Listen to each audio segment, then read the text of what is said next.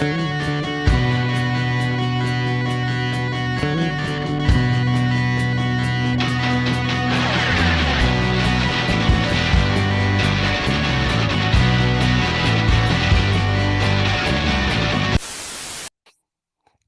evening, everybody. We're back, baby. A little bit of a break, but we're back. Got so much to talk about. It's like you take a little bit of a break, and then all of a sudden, all hell decides to break loose. So I guess the moral of the story is no more breaks or something like that. But we got a lot to talk about. We got a lot to catch up on. First of all, I just want to say, if you haven't listened to the episodes that we did kind of pre-canned, the conversation that we had with Carla Peck in particular. Back to school's coming. It's worth a listen. You should go back and either watch it or listen to it because it's just the right thing to do. Not saying, just saying. But we got to get into all of the events of the last week and maybe a little bit of change, maybe a little bit of catch up. We'll see what we see. We'll go from there. But we got a lot to talk about. We got to start right out of the gates. We're gonna start with some nice compact, some shorter things to talk about. And the first one that we're going to talk about has to do with some concerns that have been raised by the fire chiefs across the province of Alberta. We're talking about Bill 5. Bill 5 was a bill that was going to be a UCP thing they were going to do. They were going to make some changes to the rules of the road when there's emergency vehicles. One of the big changes that they introduced, that they talked about, that they promised, was they were going to say, hey, you know what? Right now, the rules are if you pass an emergency vehicle on the side of the road and you're going in the same direction of travel, you got to drop down to 60. Currently, the rule is you got to drop down to 60 in the lane that's beside the emergency vehicle, which is good in a sense, because it does something to protect the emergency workers, whether we're talking about firefighters or paramedics or tow truck drivers, whatever the case may be, police. When we're talking about all those different occupations, having people slow down to 60 makes a big difference, not only in people's reaction time, but in the overall safety of the situation. So this was something that's been in place for a while now. Now, what Bill 5 said it was going to do is it was going to expand the rules to include all lanes going in the same direction of travel. So if you're going up a 3-lane highway, for example, like the Deerfoot, because it's 3-4 lanes in some sections, or Métis Trail in Calgary. If you're going up and there's an ambulance or a fire truck or a police car or a tow truck and they're on the side of the road doing their thing, all of the lanes have to slow down. Now, some people said, well, it doesn't make a whole lot of sense because it's the lane beside that emergency vehicle that one would think is the most important. And for the direct threat to that emergency vehicle safety, you'd be right. But what happens is everybody goes, that's the slow lane. And they try to jump into the fast lane that's left over for them. And that causes a bunch of accidents, which in turn turns into a whole bunch of other safety hazards, not only for those first responders, but also for the people in those vehicles. So the fire chiefs were very, very clear. They loved the idea of making it all of the lanes in the same direction of travel. Absolutely should go. But what happened this week?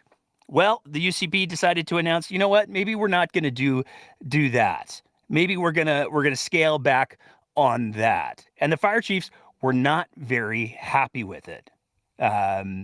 They're pretty clear. And again, one of the things that's most concerning to the fire chiefs is, wait for it, it's the UCP brand. Lack of consultation from the release from the Alberta Fire Chief Association. What is particularly concerning is the lack of consultation with the Alberta Fire Chiefs Association regarding these amendments. The AFCA, as the unified voice of fire chiefs throughout the province, has a deep-rooted commitment to promoting effective communication, collaboration, and best practices within the fire and emergency response community. The absence of consultation undermines the vital role that the FCA plays in ensuring the safety of our communities and the efficacy of emergency response operations.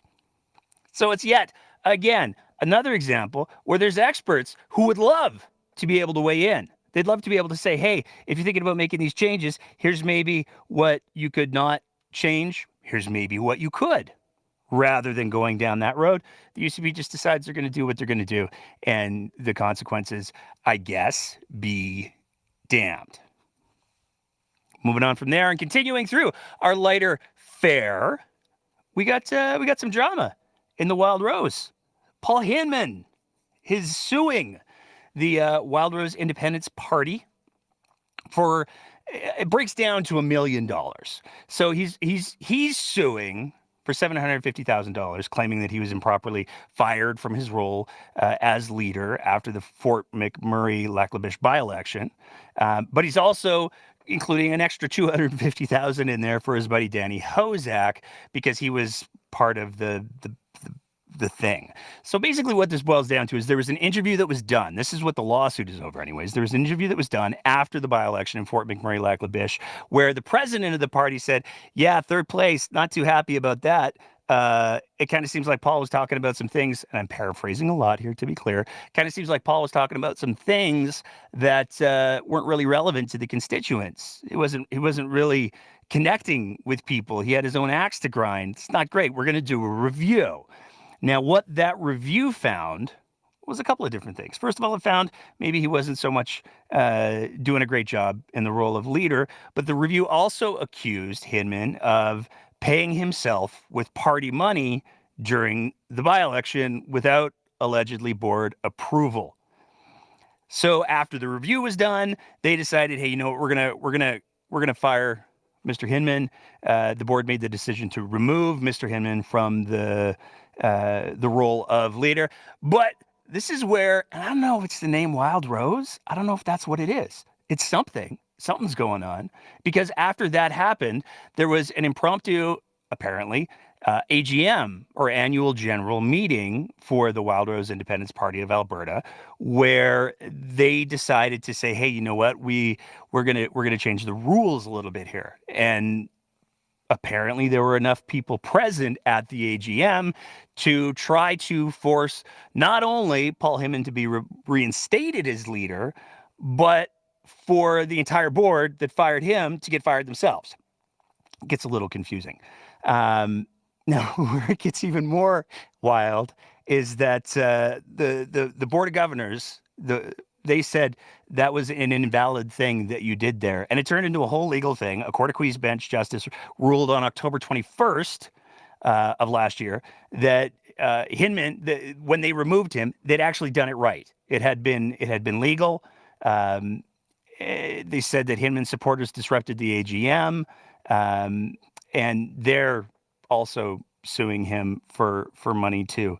Now, all of this gets to be really quite interesting because we've got Paul Hinman, who's no stranger to politics. He was the leader to the Wild Rose Party when it was the Wild Rose Party before Danielle Smith was the leader of the Wild Rose. So he just really likes the name Wild Rose, apparently, because since then, he formed the Wild Rose Loyalty Coalition with the same guy who is also named as being somebody who should be getting $250,000 when this lawsuit is over. So that's what's going on with the Wild Roses. I don't know. Oh, we totally missed the War of the Roses joke there that we should have hit. I apologize to our entire audience. We failed you there. I'm very sorry.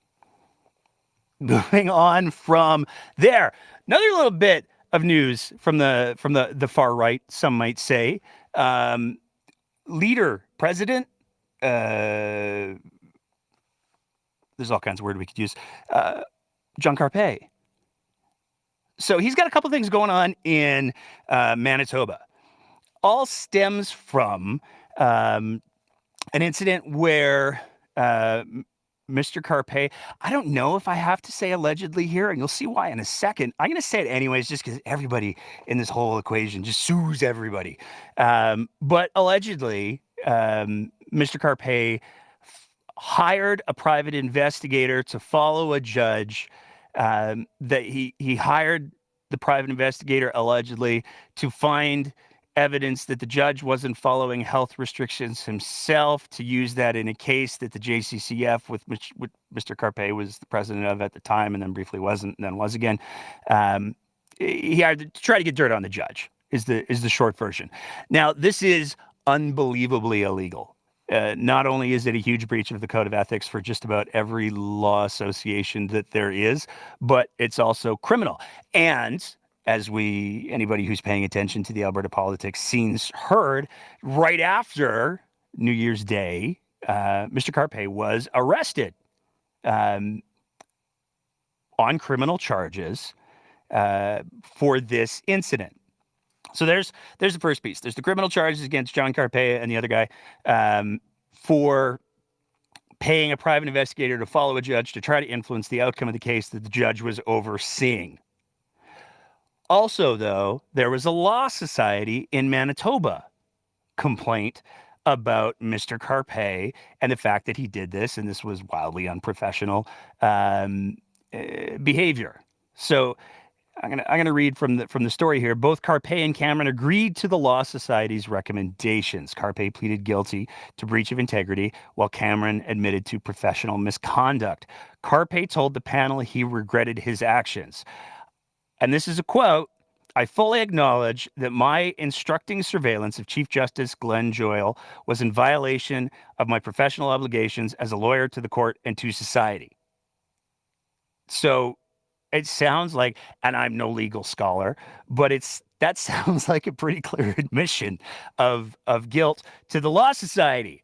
Now, this kind of flies in the face of the big news release that came at the beginning of January, end of December, where he said that he was completely innocent of all charges and denies any criminal wrongdoing, which is fascinating because he told the Law Society, yes, I shouldn't have hired the judge, or sorry, I shouldn't have hired the private investigator to follow the judge. That was a bad thing for me to do.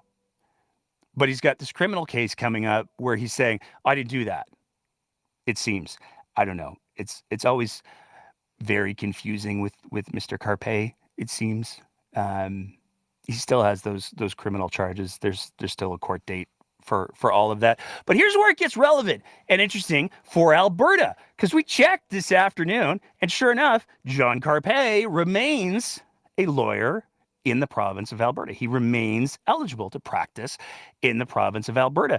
And when you take a look at the Law Society's Code of Conduct, this is where things start to get a little bit interesting, because it says quite clearly, a member of the Law Society remains subject to this code no matter where the member practices law. If a lawyer becomes a member of the bar of another jurisdiction in addition to that of Alberta, and there's inconsistency or conflict between the rules of conduct, the two jurisdictions in a given instance, the rules in the jurisdiction in which the lawyer is practicing in that matter will normally prevail. However, the Law Society continues to have jurisdiction over the lawyer. Disciplinary proceedings by another governing body may form the basis for proceedings in Alberta. So let's just be super clear. John Carpay admitted to the Manitoba Law Society that he instructed surveillance of Chief Justice Joyal, and it was in violation of the professional obligations as a lawyer to the court and to society. That's part of this whole proceeding. That's out there. That's in the ether. Because of that, he lost his ability to practice law in the province of Manitoba. Going to be fascinating to see what happens next, because not only does he have his pending criminal pieces, but he also conceivably could be facing similar proceedings from the Law Society here in Alberta. And he's got statements on record where he pleaded guilty to breach of integrity. He states on record that he did instruct surveillance of the justice of the case that the JCCF was hearing.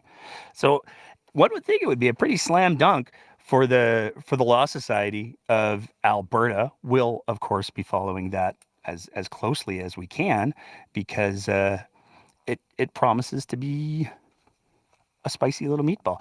Also worth remembering, I'm just going to throw this in here for fun, the JCCF, which John Carpay is currently the president of. He took a little hiatus after this all broke loose, but then he got brought back in right away.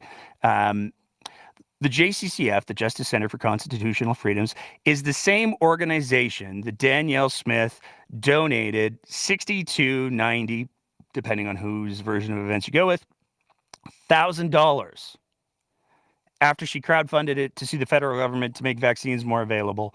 And then the federal government made them more available anyways, which is what they were always going to do. So it was a weird little thing. Now, we've asked multiple times, hey, Danielle, did you get a tax receipt for that? Because the JCCF is a registered charity. They issue tax receipts for donations. So did Danielle Smith manage to pivot $60,000 to $90,000 of crowdfunded money into a charitable donation slip to ensure that she doesn't pay taxes for the next, I don't know, few years at the very least. Still haven't gotten an answer. But it's fun how all of these characters, they overlap a little bit here and there. Moving on from there, though, we're gonna talk a little bit about somebody very close to Danielle Smith, and we're gonna go back a little bit because we're talking now about Marshall Smith, no relation. Okay, got to be really, really clear about that. Marshall Smith is the chief of staff to Danielle Smith, and by many accounts, he's the architect of the Alberta strategy, Alberta model, call it what you will, for drug treatment, for addictions treatment in the province of Alberta. He has some lived experience. Don't want to take anything away from that, but he has some lived experience with addictions. He was a Liberal aide in BC for a few years until he had a drug problem that got out of control. He ended up being homeless for a little bit. He did go into recovery. And this is where it gets complicated because after recovery, his former boss, BC Cabinet Minister Lorne Maincourt, set up they were trying a new model, which is almost a cut and paste version of what Alberta's currently in the process of setting up. So do with that what you will. But this new model was called Baldy Hughes. And this was a facility that was set up to be this new model for recovery in the province of British Columbia. That former Liberal cabinet minister, who was Marshall Smith's former boss, hired Marshall Smith, who was then clean and sober by all accounts, to be the executive director. But there were some problems. There was a story that broke a little while ago where there were allegations from multiple sources that Marshall Smith had leveraged his role as executive director to, some people might say, and maybe have, force people who were going through recovery, who were patients at this recovery facility, to make phone calls based on a leadership campaign that was going on. So these phone calls were soliciting support for Kevin Falcon during his 2011 leadership bid, which ended up being unsuccessful. Now, Marshall Smith left shortly after that whole thing happened, but there was a story that came out from the Tyee, Jason Kenney's favorite newspaper. Maybe there were some more things going on. There's a report that was released that's highlighted, let's go with some problems. So the center wasn't licensed by Northern Health as a community care facility, and it would not meet licensing requirements for standards of care, which is not great. Staff were trained in administering medications, and this is another quote, multiple sources report medication errors on a regular basis. And in fact, the pharmacist that was hired by Baldy Hughes said, and this is another quote, numerous and serious concerns about medication management over the past year and a half.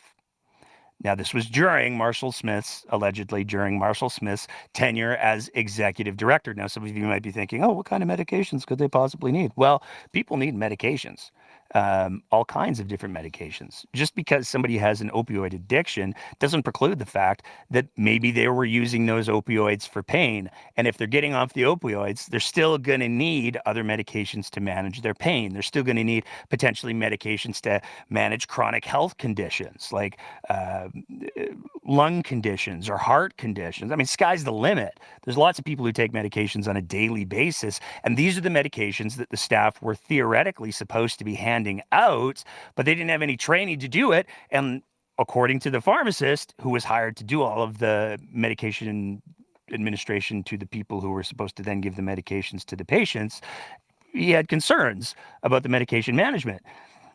A lot of people had apparently concerns about the fact that it was considered to be a closed community. So you hear a lot of the UCP talking about, hey, we've got these communities. They're communities. It's a community thing where you're going to have these rehabilitation communities and people live inside these communities. Well, Baldy Hughes was also one of these communities, but there were a lot of concerns with the fact that it was considered to be a closed community.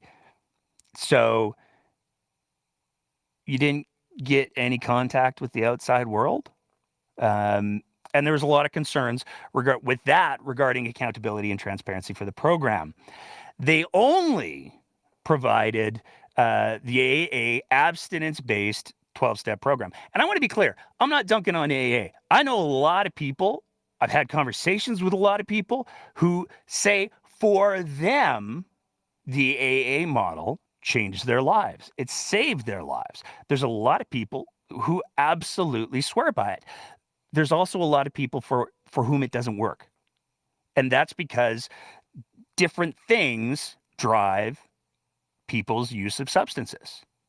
And for some people, straight up abstinence isn't going to be the thing that is part of their recovery, because recovery is a different thing for different people.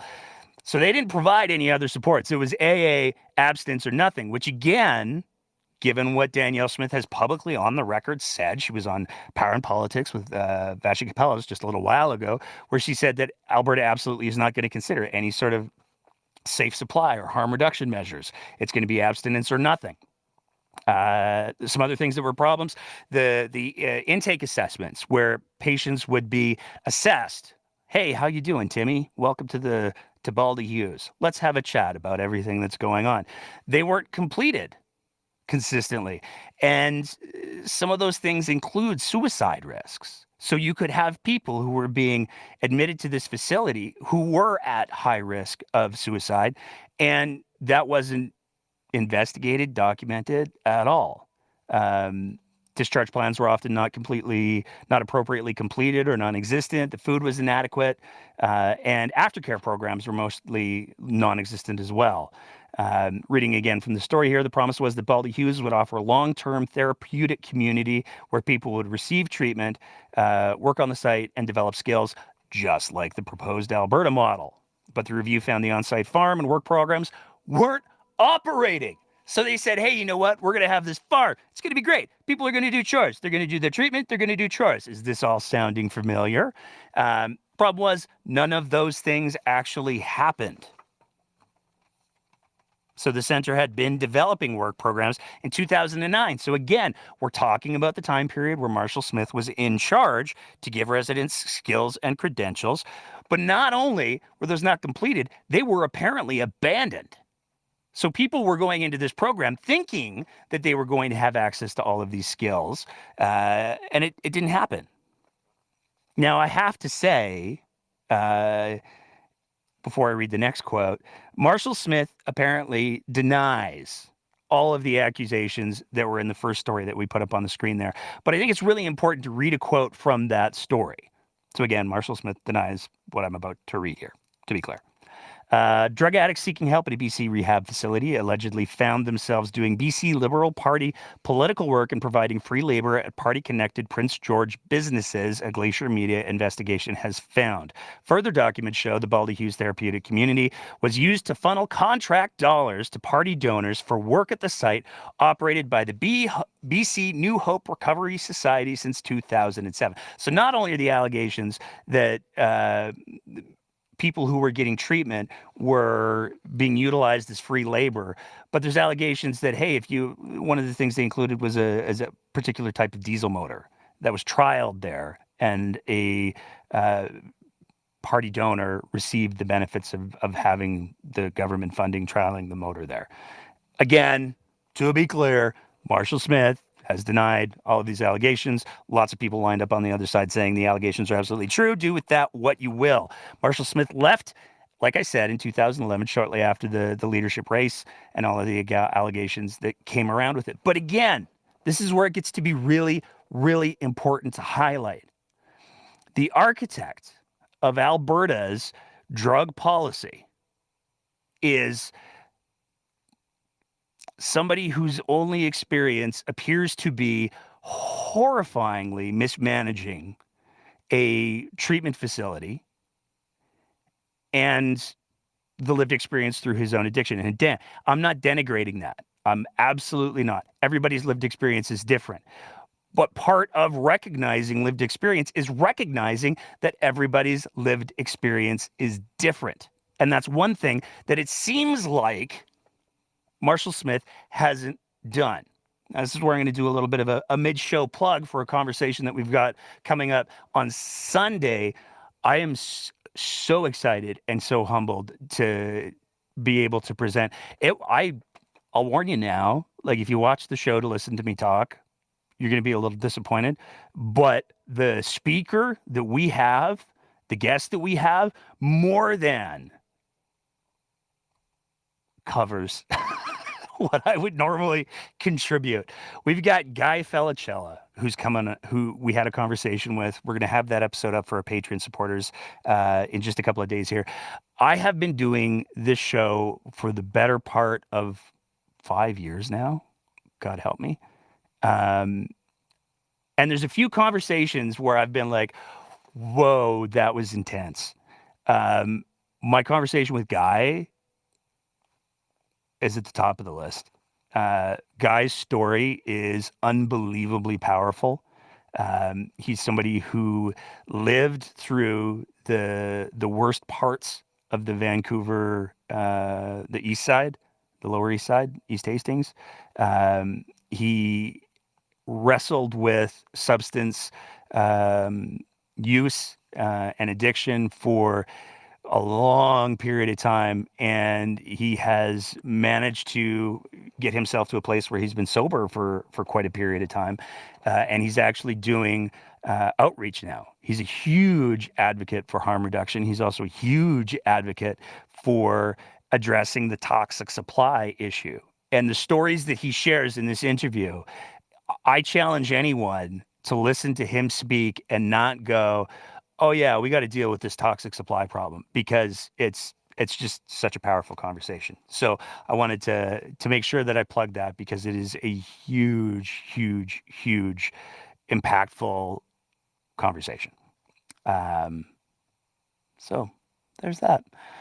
Moving on from there, one of the other big stories that popped out while we were on our little break, Dynalife. It's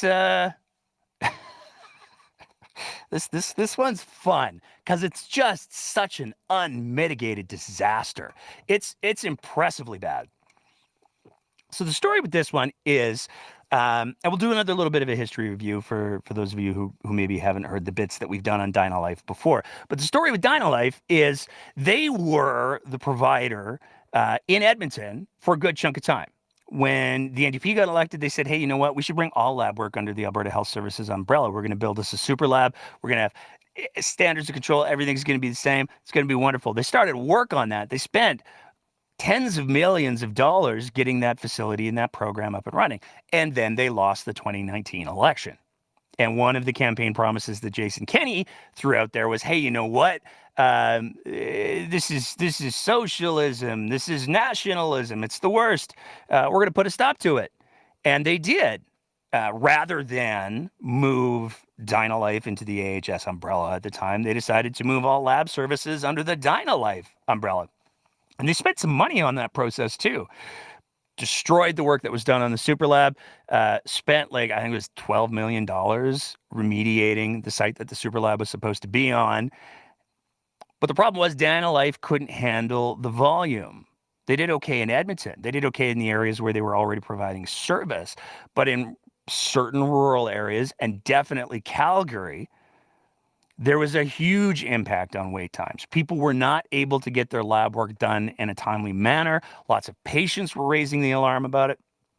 Lots of physicians, healthcare workers were raising the alarm about it. People simply couldn't get appointments. And this became a bigger and bigger conversation over the last few months, because what are we going to do about this ongoing crisis, really, in regards to people being able to get the lab work that they needed when they needed it in a timely manner. Now, this was a problem that Danielle Smith herself acknowledged.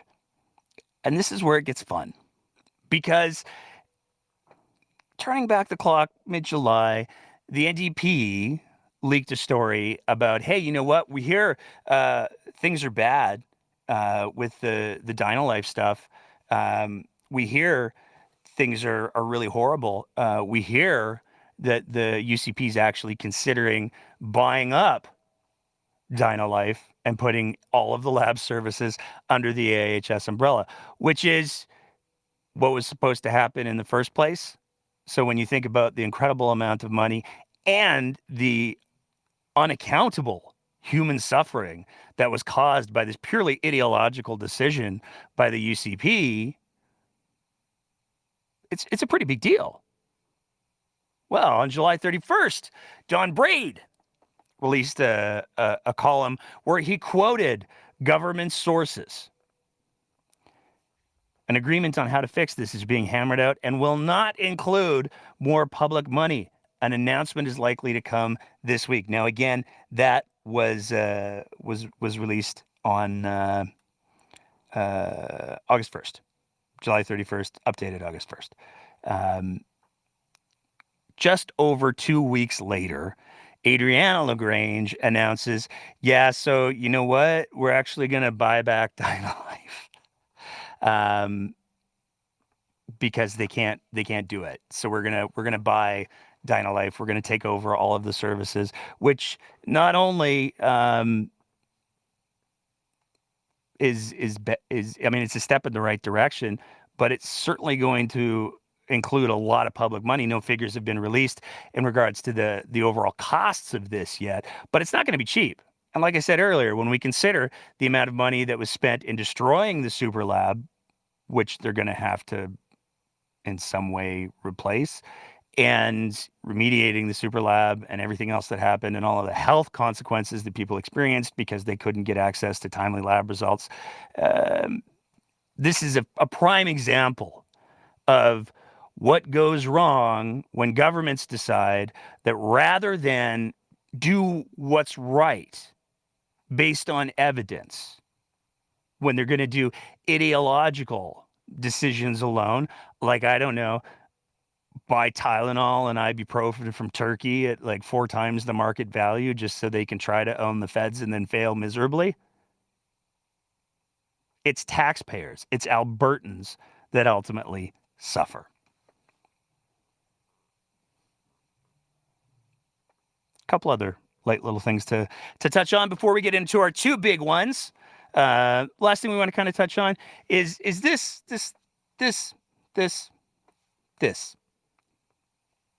little tweet here from Danielle Smith. Now, there's a lot to unpack in this tweet because the graphic is replacing just 20% of Chinese coal with Canadian natural gas would save the equivalent emissions of all of Canada. I mean, it's a wonderful hypothetical. Why don't we replace just 30%? Why don't we replace just 40%? If we're just imagining things, let's just imagine all the way. But the idea behind this is if only these other countries that were larger emitters than Canada would do more and perhaps buy from us, we wouldn't have to change anything, really. And we've seen this argument over and over and over again, particularly during the wildfires, where people have said, hey, you know what? If Canada just, if we cut all of our emissions to zero, if we just did Flintstones style cars, we wouldn't make a dent in climate change anyway. So really, what's the point? We've seen Danielle Smith's bestie, David Parker, who, boy, are we going to be talking about in a bit. He did a whole rant about how, you know, anybody who's saying that we should be doing anything to address emissions, they're communist. I'm not sure that meets the definition of communism, but I'm no poli-sci professor, so do with that what you will.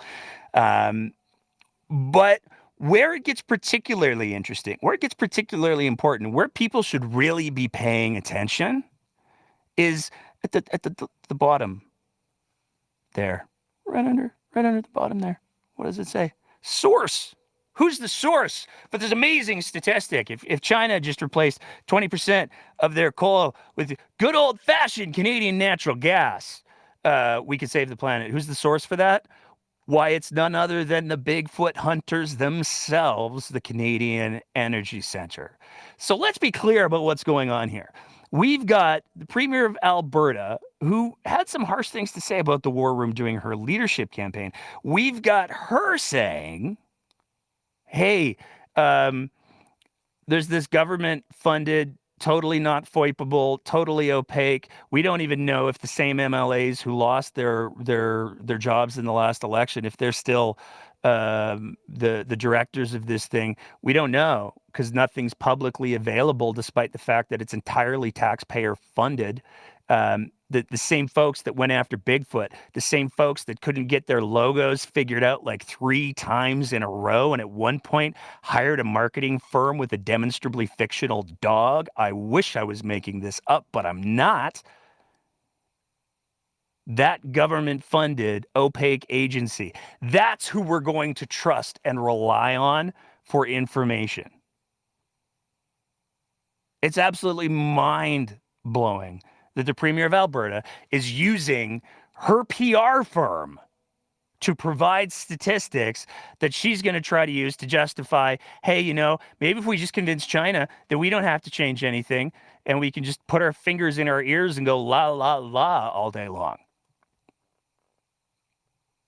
But speaking of putting our fingers in our ears and going la, la, la all day long, one of the big stories that came out over the last couple of weeks, this broke on August 3rd, is Alberta's mind-boggling kind of decision to pause the development of all renewables over 1 megawatt.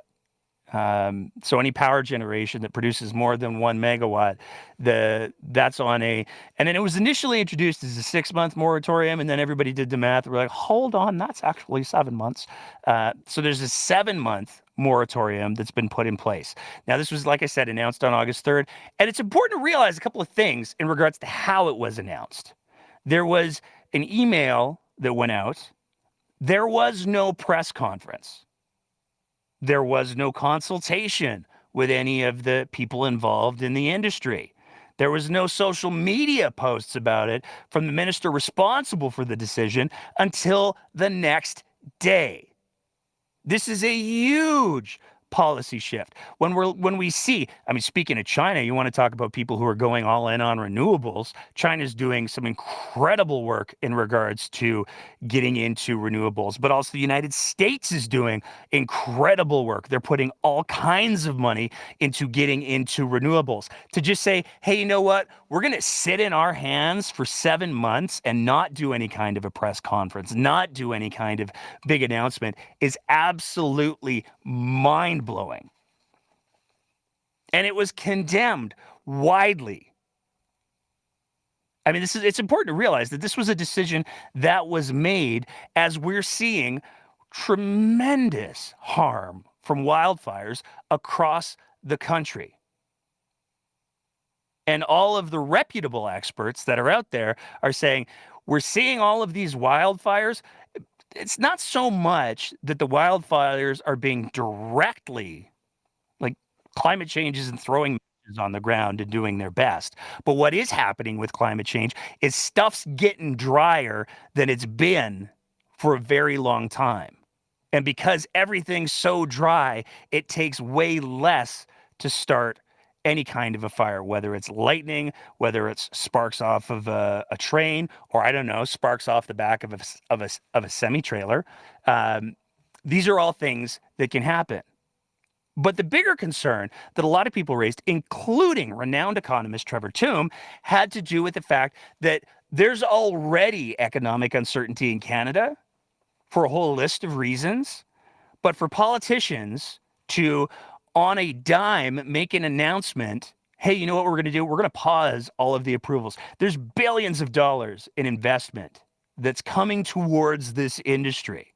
And in fact, one of the problems that they cite is that the body that does the reviews and approvals is literally overwhelmed by the volume of people who are wanting to get into renewables. That's how serious this whole situation is.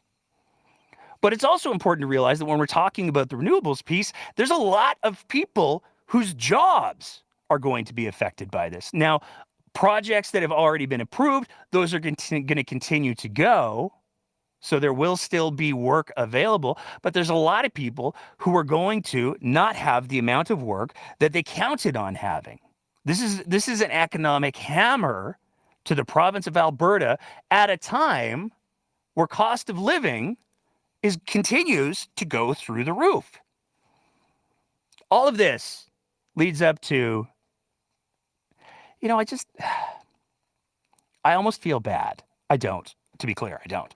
But I almost feel bad when Danielle Smith decides to do a press conference all by herself. When she gets a couple of ministers involved and she got some other people in there that she can kind of kick the answers to, it's less bad. But when she decides to fly solo, the first 10 minutes of the press conference are always fine because she's reading off a script. She's real good at reading off scripts. But when she gets forced to improvise, that's where things start to get a little out of touch. One of the things that many politicians get criticized for is, do you know the price of milk? And what that's supposed to say is, do you know what it's like for the average person? And when you consider how many Albertans are living paycheck to paycheck right now, when how many Albertans are living off of credit card debt right now, or lines of credit right now, because things are just that tight. They're 1 month away from potentially becoming homeless. That's how serious it are. This answer from Danielle Smith is particularly mind-blowing. From City News. It's interesting that Alberta government is standing for the rights of Albertans against Ottawa, but what about the Albertans who are working in the renewable sector? This was a bomb that just exploded on their head one morning. They're on the verge of joblessness. Is the government doing anything for them? Is there any hope, any news, any resources for them? 6 months from now, we will have a policy in place and we'll be able to take the pause off.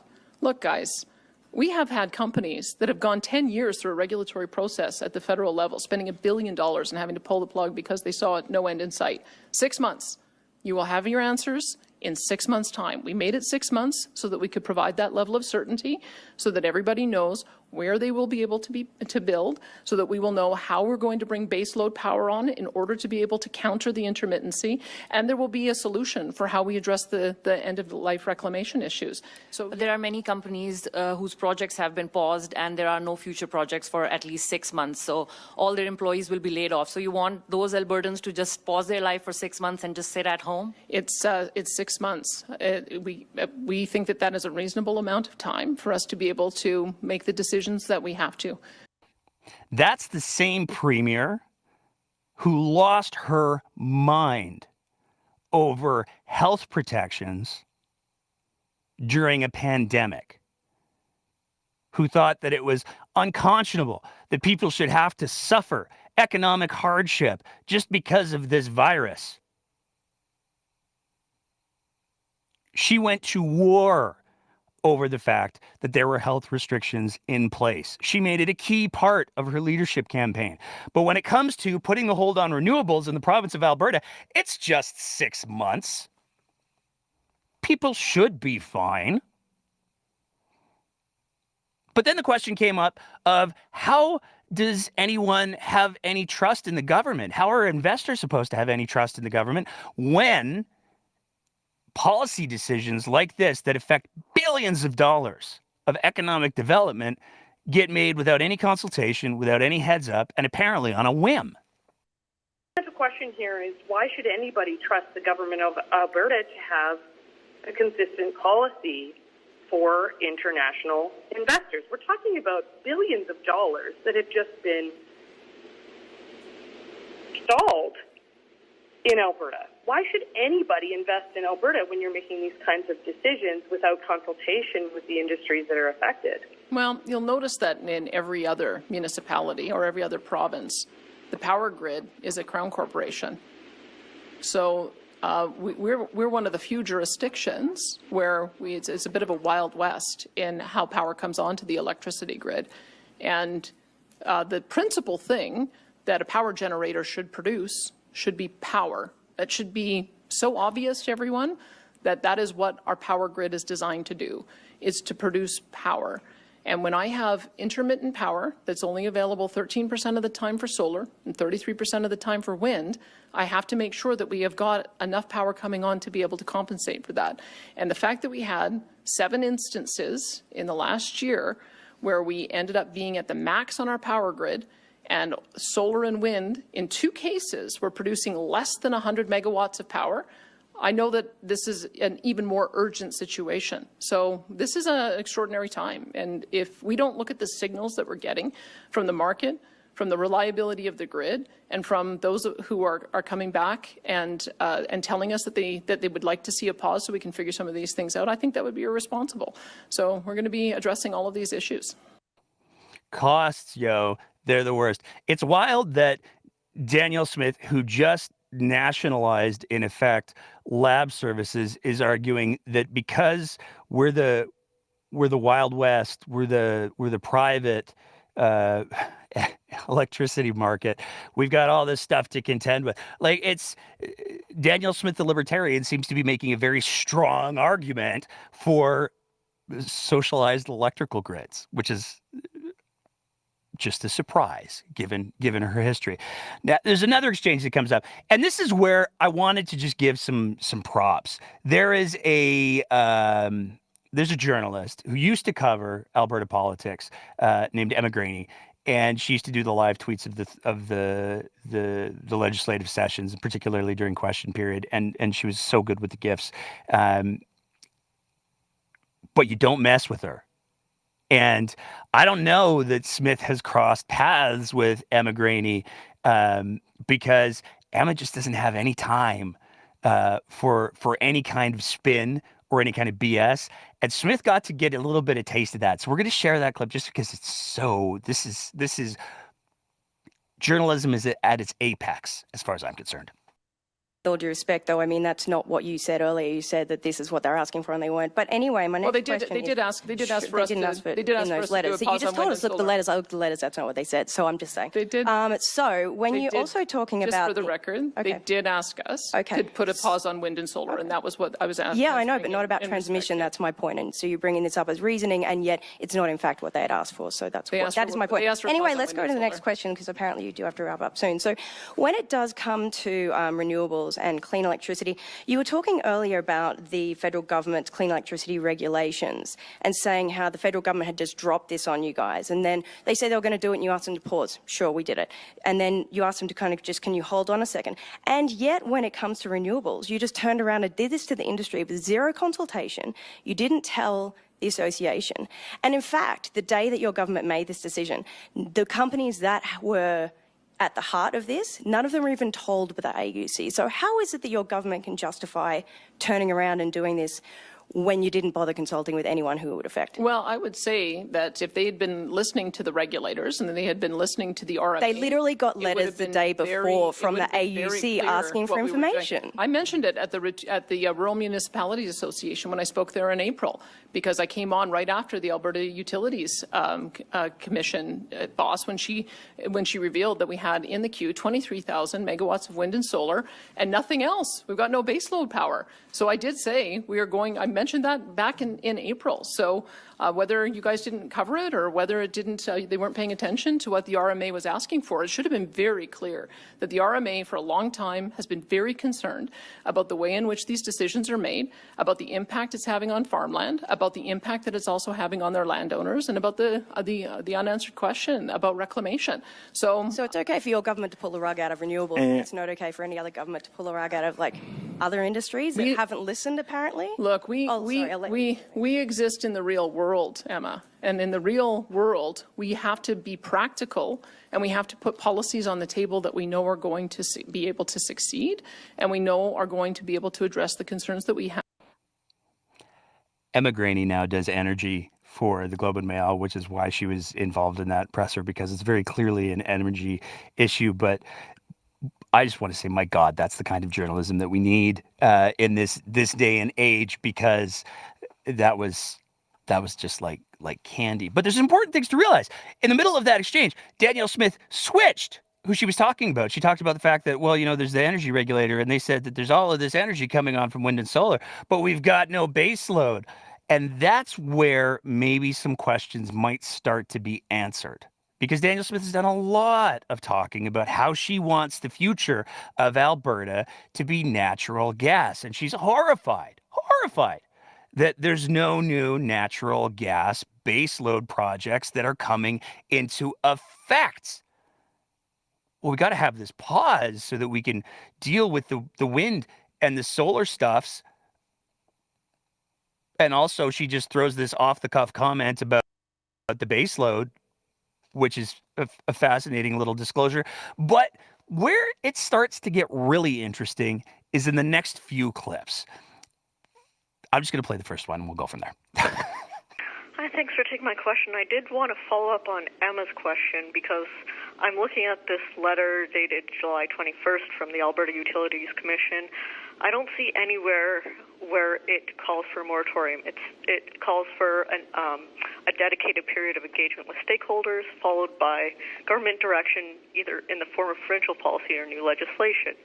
So I'm wondering, maybe help me out, where are you seeing that they call for a pause or moratorium during the stakeholder engagement? Well, I can tell you, when you're making changes to the rules that we are going to have to make to ensure that we've got reliability, to ensure we've got affordability, and to deal with reclamation, you want to make sure that the rules are clear before you make any approvals. You can't have a period of time where a bunch of approvals are taking place and then the new rules come down 6 months from now. That's going to create a lot of uncertainty and an unlevel playing field. And so we need to go through having asked us to look at these issues, the responsible thing to do is to do the pause, do the stakeholder consultation, come up with the new parameters, and then release them so everybody can make their investment decisions once we all know the rules of the game. Can't have any progress unless everybody knows what the rules are. You can't make rules up as you go. You can't do that. That would be wildly unfair. There's so many things that are unaddressed. The reclamation piece, we don't know. We don't know what the rules are with reclamation. We don't know what the rules are with all of these things. We gotta come up with some rules here, because you can't just have an industry run unchecked. And you have to know that the next question was about oil and gas. Anyone want to invest in a province that cancels large projects on a moment's notice without at least advising that industry that's affected?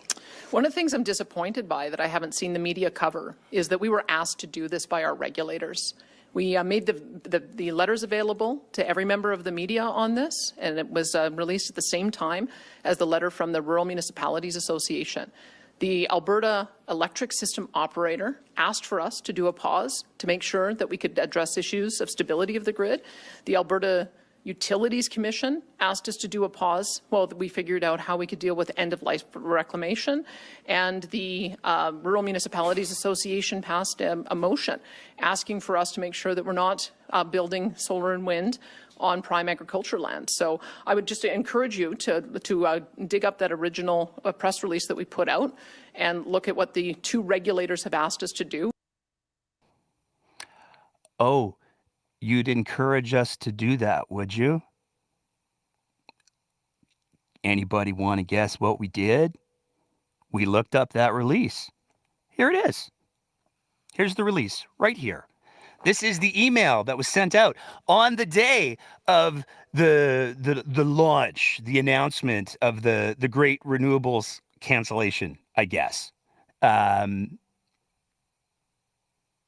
There's a bunch of quotes. Nathan Neudorf: "We're proud of our leadership in responsible renewable energy development, and we're committed to continued growth. This approach will provide future renewable investments with the certainty and clarity required for long-term development." I guess screw the current ones, but the future ones, they're going to know what's going on. It's going to be great. Now, they also included a quote which is implied to be part of the rural municipalities of Alberta, the RMA, you've heard Smith refer to her a couple of times now, that endorses the pause. But let's pay close attention to what the wording is here. RMA is pleased by this decision to develop a province-wide plan for how the industry can grow strategically and responsibly.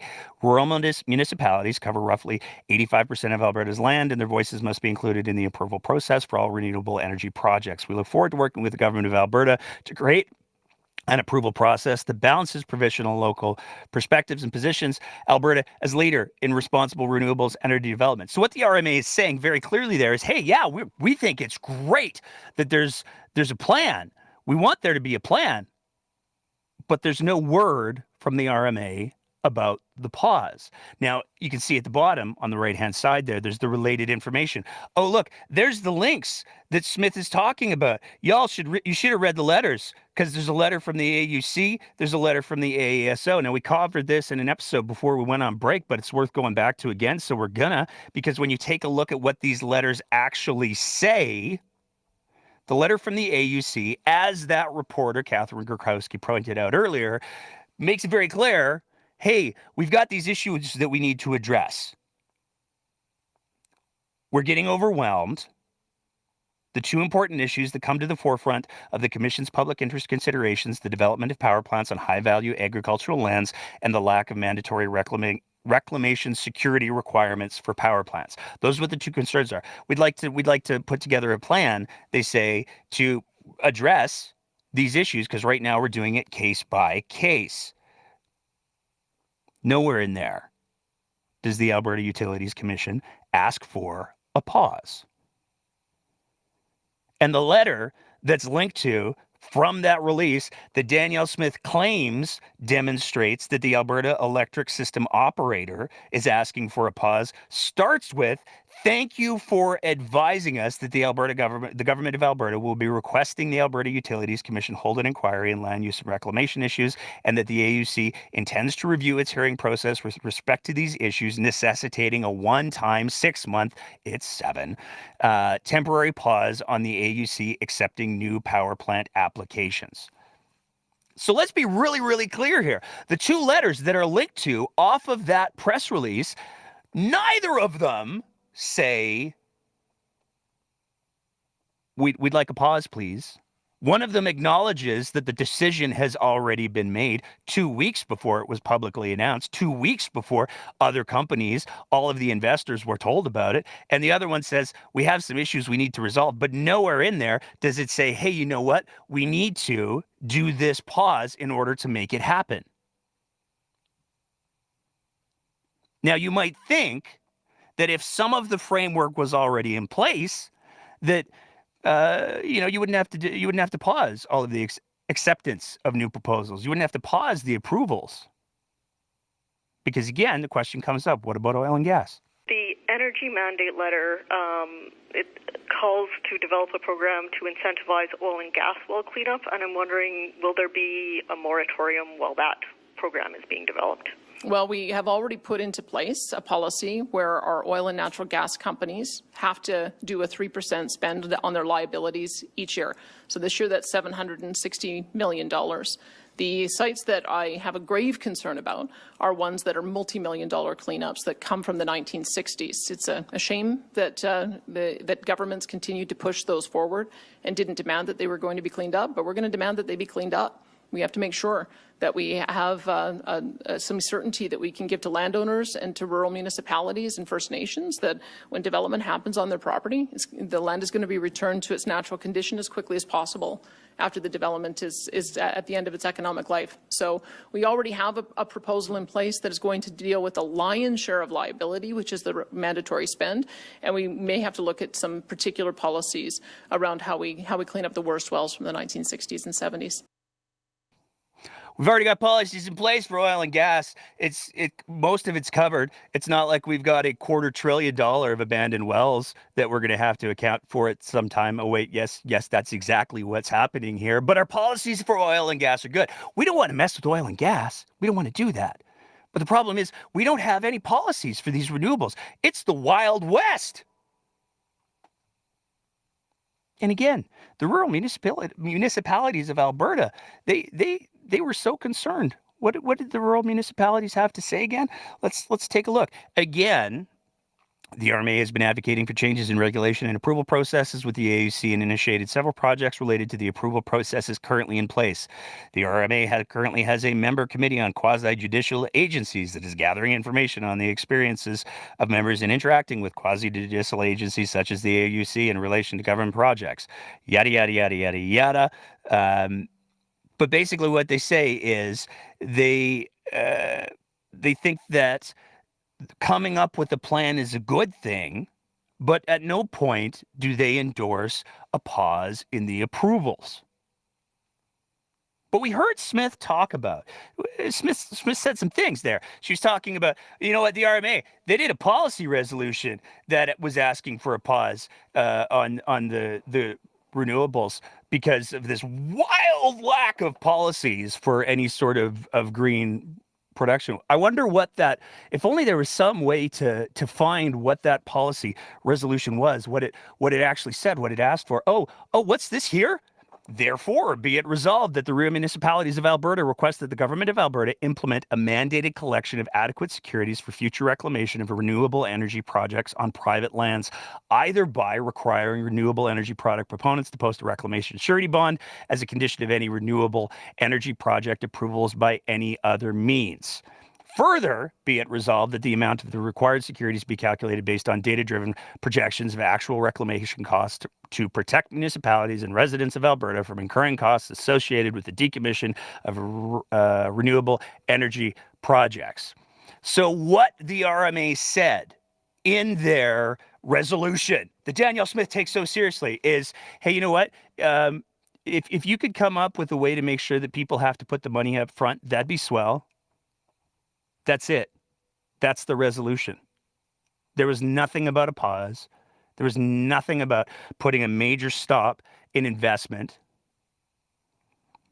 But Danielle Smith keeps talking about, gosh, the policies though. We got to have the policies in place. And she makes it sound like, again, it's the Wild West. I wonder, did the government of Alberta perhaps respond to this resolution? And if they did, I wonder when it was. Oh, look. They responded on November 9th of 2022.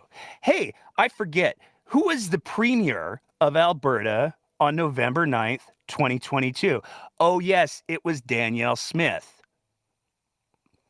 Sonia Savage responded as Minister of Environment and Protected Areas, and she referenced the mandate letter that she had been given by Smith. And let's take a look at a couple of the very specific wordings. The government of Alberta is committed to ensuring renewable energy operations such as solar and wind projects are decommissioned and reclaimed responsibly when operations cease. Requirements for operators are outlined. Oh no, these policies exist in Alberta's Conservation and Reclamation Directive for renewable energy operations. They provide the link. Renewable energy operators are financially responsible for environmental obligations at the end of a project's life and must demonstrate to the AUC that they have sufficient funds to cover estimated decommissioning and reclamation costs. Operators must follow Commission's Rule 007, and then they give the link for that. Landowners have the right to allow or deny access to their property for a solar, wind, or wind energy project, to negotiate reclamation security under their surface lease agreement, and to seek legal advice before signing an agreement regarding development on their property. So let's just be super clear here. In November of 2022, Danielle Smith's UCP government said, you know what? We've got these processes in place. Nobody's forcing anybody to develop solar and wind on their property. If somebody owns high value agricultural land, if that's something that's in their family, they are under no obligation to allow Wind X or whatever to come onto their land and set up a wind farm or a solar farm. It's the property owner's discretion. That was the official position of Danielle Smith's UCP government just a few months ago. But now, all of a sudden, we've got some kind of driving need, which hasn't been explained because all of the reasons that Danielle Smith has put up are utterly dismissible.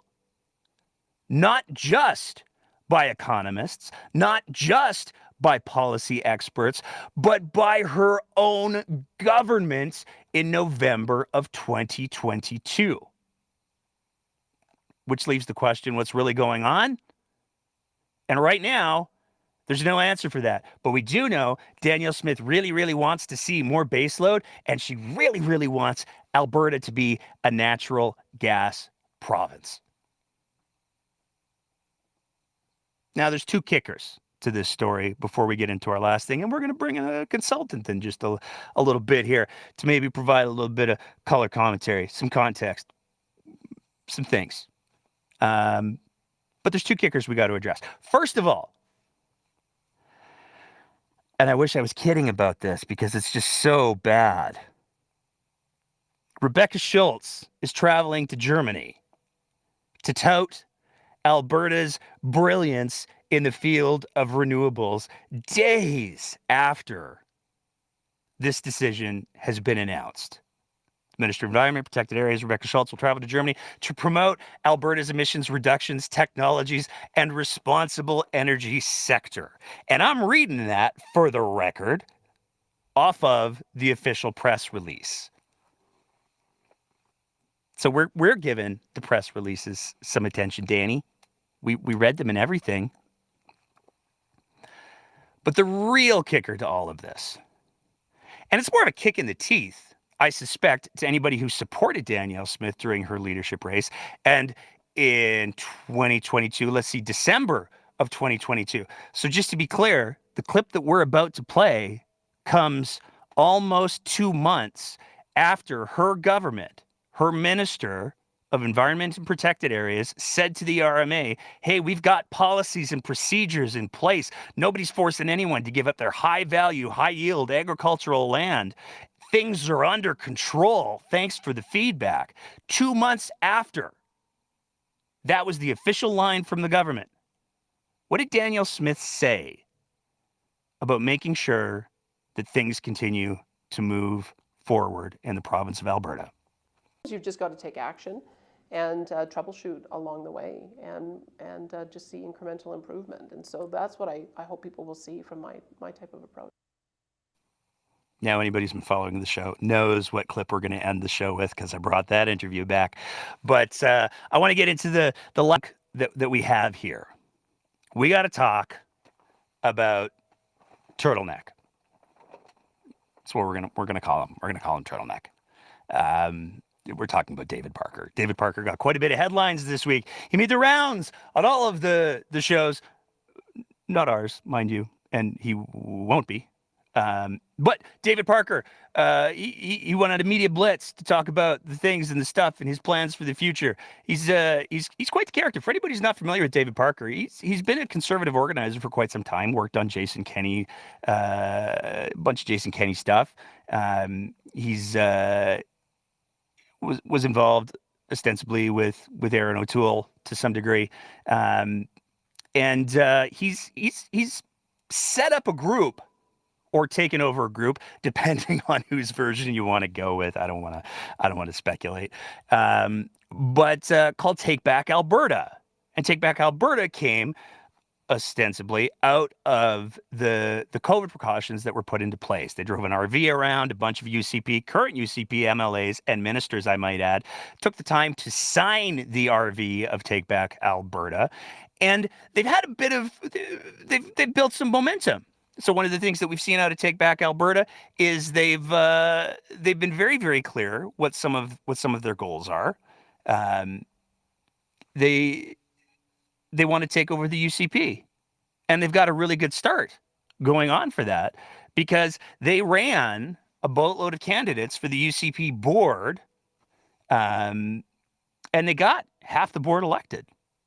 By the way, there was only half of the board up for election. And there's been considerable drama that's come out of this. David Parker threw a very public temper tantrum when the current president didn't make the prices for the upcoming UCP AGM as low as he wanted them to be, and it turned into a very public spat where he took to the Twitter machine and said all kinds of things. But there's been lots of reporting about the plans that Take Back Alberta have for the UCP. They're very clear. They want to control the party, because they believe that if you control the party, then you control the government, if it's the ruling government.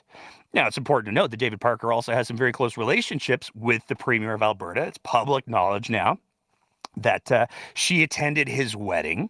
It's public knowledge now that that wedding was with one of the reporters from True North, and that there was some collaboration of messaging that was going on between Take Back Alberta and True North, which is all kinds of wild. David Parker and Take Back Alberta have been very, very clear that they have every intention of they controlled the removal, they claim, of Jason Kenney. They want to ensure that Danielle Smith, apparently she gives really good wedding presents. I don't know. But they want to make sure that she stays in office. And he's got some strong opinions about some issues that have a lot of people deeply concerned. We're going to play a clip. It's a little bit longer, but it's worth listening to the whole thing. Anti-human, and it must be stopped. The truth of the matter is that anyone who teaches you that you are a disease on this planet, anyone who teaches you that children should be castrated and made infertile, they are anti-human. And they must be stopped. And how are we going to stop them, you ask? Well, the answer is simple. Right now, you are taking the first step. Never forget that the world is not run by the people by all the people. It is run by the people who show up. And for too long, we have not been the people who have shown up. For too long, we have hidden. For too long, we have said, we cannot make a difference. They are just going to do this. That is not true. There is more of us than there is of them. And so I say this to all of you.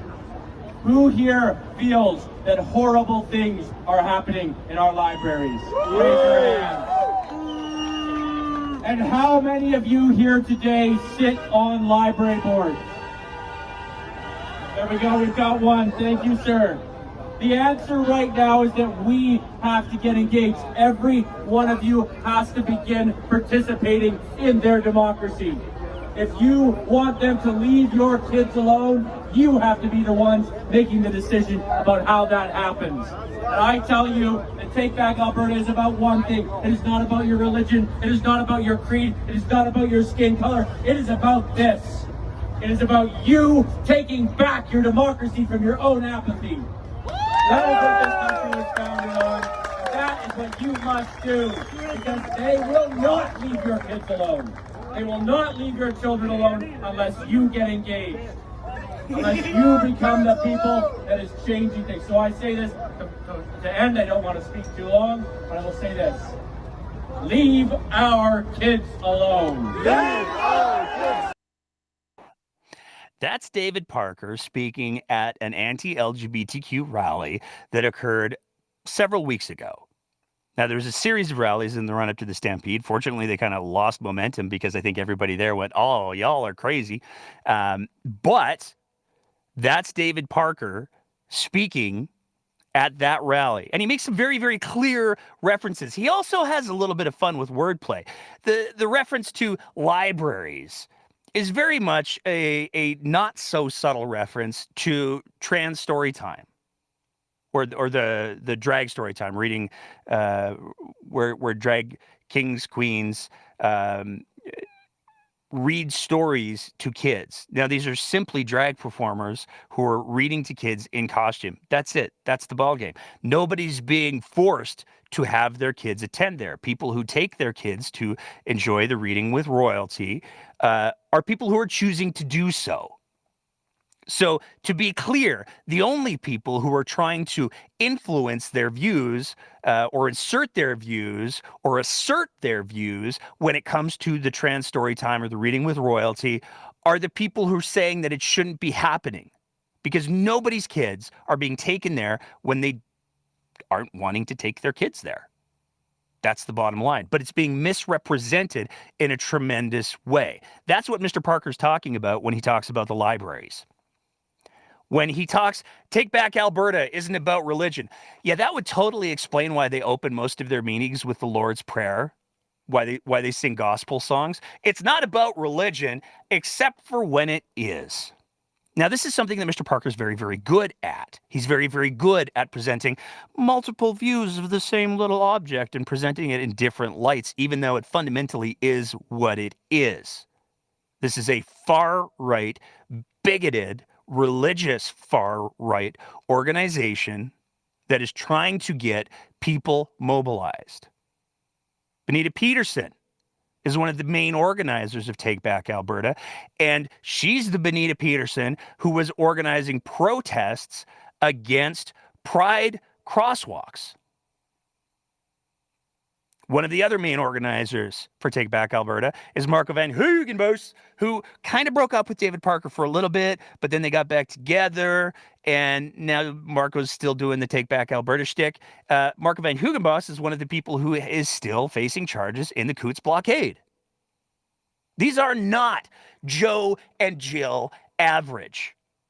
These are people who have extreme views. Benita Peterson is one of the people who showed up in front of hospitals and called nurses who had been working 12-hour shifts in COVID wards liars. She said they were lying about COVID. They were lying about the patients they were treated. They were apparently lying about their exhaustion as they were trying to save people's lives. Benita Peterson had no problems organizing protests outside of these hospitals. Benita Peterson is one of the people who organized the Jericho marches. Take Back Alberta is an extremely dangerous group, and anybody who says otherwise is either a part of Take Back Alberta or they're extraordinarily ill-informed. Which brings us to this week. Because this week, Mr. Parker got probably the biggest chunk of limelight he's gotten pretty much ever when he made an appearance on the show Real Talk with Ryan Jesperson. Now we're going to get into the logistics and the questions around Real Talk having Mr. Parker on. I said at the beginning of this segment, we wouldn't have David Parker on our show for the same reason that we wouldn't have Danielle Smith on our show. They're just going to spew unmitigated bullshit, and I don't have the time or the resources to fact check them on the go. And that's what we do. When we have guests on the show, if somebody lies, we say, I think you might be lying there. Here's what the actual evidence is. We do it civilly. We do it politely because we believe in conversations here. But the problem is the volume of conspiracy theory bullshit that some people are happy to spew. So logistically, we just can't have some of these pinheads on our show. We'll make fun of them because they're public domain. So thanks, Turtleneck. But Mr. Parker made his hand very, very clear on the Jesperson show. We want to play that clip. Slates for the next municipal election in the province?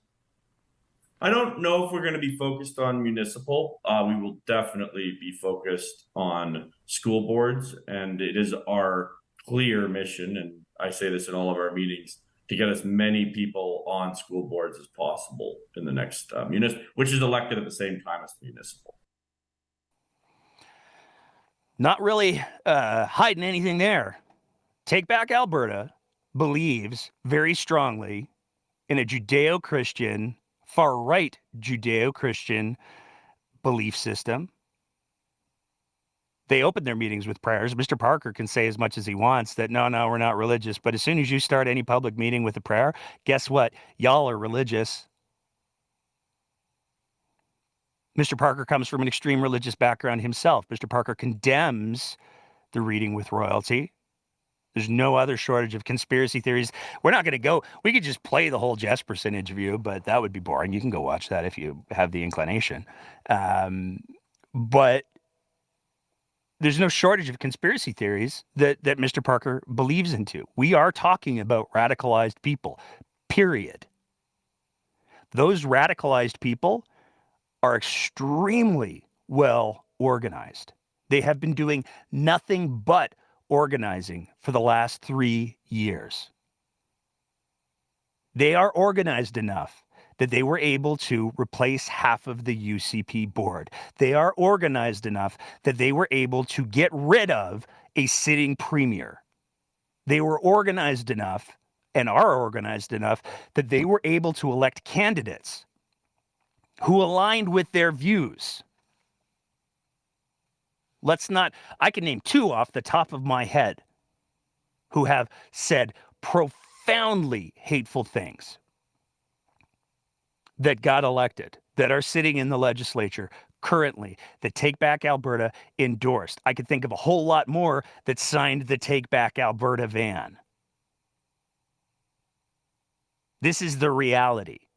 And they are making no bones about the fact that they are getting organized with one thing in mind for the next year and a half.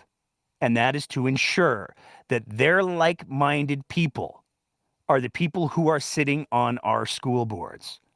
They are the people who are making decisions about how education gets implemented in the province of Alberta. One of the wonderful things about living in a democracy is that we, in effect, get to have a bloodless coup every few years. And that's a beautiful thing because nobody has to die to change governments. And there are plenty of governments in the world where if you want to change your government, people have to die. We don't have to do that here. But that doesn't mean that there are not extreme elements that want to take over the government. Because there absolutely are. And we're seeing that manifest in Take Back Alberta. Now, this is not to be a bit about all hope is lost. That's not what we're trying to do here at all tonight. Because if there's one thing that David Parker's right about, it's that if people get organized, if people show up, they can influence the shape and the decisions that governments make. Now, we're going to have a whole conversation with a longtime friend of the show in just a minute here about the communications decisions that were made around having Mr. Parker on the Real Talk show, because that has been a conversation that has dominated the political sphere over the last little while. And then we're going to open it up to our open mic. But I want to be really, really clear here. There's lots that you can do. This is not an all hope is lost situation. This is an all hands on deck situation. And we said it in other places, but as much as there's people who are condemning Mr. Jesperson for having David Parker on, it should be seen, the things that he said, that clip that we played, should be seen as a rallying cry to anybody who gives a rat's ass about making sure that kids get a quality education that's rooted in facts, not theology, that's rooted in science and evidence-based information, not ideology. It's time to get organized. And there's lots of ways that you can do that. If you don't know who your current school board trustee is, the next move, if you care about this issue at all, that you should be making is finding out who your current school board trustee is and booking a meeting. Because you need to figure out right quick whether or not that's someone that you can continue to support, or maybe you need somebody else to get in there. And if you can't support your current school board trustee, or if they tell you, nah, I'm out, I'm not running again, then that's where you need to start looking for and identifying people who will openly and publicly say, I reject everything the Take Back Alberta is trying to bring to the table.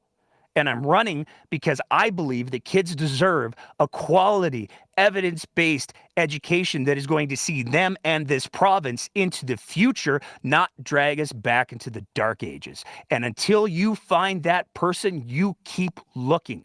And when you do, you donate to them, you campaign with them, you door knock with them, you share things on social media. There's something that everybody can do to push back against this thing that's coming for our kids. Because as much as David Parker has adopted the rallying cry, leave our kids alone, that's perhaps a rallying cry that we maybe need to start throwing back. Because they're looking to indoctrinate. And it should be terrifying to everybody. Now, all of that being said, there are some very real questions around the decision to have Mr. Parker on a higher profile show like Ryan Jesperson's Real Talk with Ryan Jesperson. There are a lot of people who have voiced a lot of issues on that. It's been a blockety block kind of week here at the Breakdown because people have been crawling out of the woodwork with all kinds of different opinions on this. There's some people who say absolutely David Parker should be allowed on whatever platform he wants to be on. He's not going to come on the show. There are some people who say absolutely not. David Parker shouldn't be on any shows. Nobody should be giving him any attention. And there's a lot of debates to be had back and forth with that. And to try to make a little bit of sense of that, we're going to bring back longtime friend of the show, Sarah Biggs. Sarah Biggs, how are you doing tonight? I think you got to unmute. I'm always muted. How are you? Doing fantastic. How are you doing? It's good. Busy. Really, really busy. That was a nice light introduction for you. No. It's funny when I come back today because sorry, my dog is barking. Leonard is just being a jerk. I'm not at home right now. We have something happening at the Big's house. Nothing bad. Everything is fine, but I need to keep the dogs out of the house. It's funny that I'm back tonight because today is the anniversary of the press conference when Leila here was hacked. There we go. So when you say that, we're starting to play a little bit of inside baseball. I know exactly what you're talking about. I'm sure there's some of our listeners who know exactly what you're talking about. But yeah. And I should probably throw a little bit of a trigger warning in here because we're about to trigger talk warning about in vague terms some graphic things that happen. Yeah. But if you don't mind, you were Leila Aheer's campaign manager during her leadership campaign. What are you talking about when you say that her page was hacked? So that happened. Okay, just to give a little bit of context, I had knee surgery 4 days prior to that. I was on painkillers because I had a big reconstruction, and Sarah was like heads in the cloud. And Leila calls me at 6 o'clock in the morning and she says, Sarah, they've taken over my Facebook page. They've taken over my personal Facebook. And I was like, what are you talking about? I was like, what's going on? And in my inducted days of, Chamasat, I look at the page and they uploaded child pornography to her Facebook page. So we decided to do some damage control right away. We hired security. We kind of went on to a little bit of a campaign lockdown. We continued to campaign, but we did a press conference a few days later. Press conference was a year ago today, and I found in my Facebook memories, which is not necessarily pleasant to find, but I remember tweeting a year ago. It said today was a difficult day, but like Leila Aheer said, we will not back down. And we moved on and we continued working, and it was debate break time. And after the press conference, we went on like if nothing was happening. We continued working till the end. So that was the RCMP was involved. Security with legislature, a surgeon at arms. It was a very complicated situation, but today's the first year anniversary of when we said we will not back down. That being said, we experienced the wrath of Take Back Alberta for the past 18 months now, Nate, haven't we? They have some thoughts. Do you have the clip with my tweet on Jespo and Parker calling me the perfect example of a climate cult follower? I don't have that queued up. It's okay. So that was cute. That was really adorable. So with all the freedom of speech that we have available to us, let's discuss that interview, shall we? Well, so here's what my first question is. It wasn't exactly breaking news when Ryan Jesperson announced over, I think it was the weekend, that he was going to be having David Parker on Monday, because he had made some comments about Parker previously, and Parker said, "Oh, you should have me on the show." And So it was a little bit telegraphed. There were a lot of people who were like, oh God, please don't. But when you heard that the decision had been made, it's been scheduled, David Parker is going to be showing up on Real Talk, what was your first reaction? Okay, so my first irrational reaction was, what the fuck? Why is he doing this? That was my first reaction. Then you got to go back and being rational and thinking about it. And so there's two sides you could see it. Is that either he really wanted, so he wanted to give a chance to David Parker to tell his story and see where he's at. It's good to get an update on his plans to coercive control, but we'll get to that later. But also, what was fascinating is that, did he try to give him enough rope to bamboozle himself? I'm not going to say the word because it's trigger warning.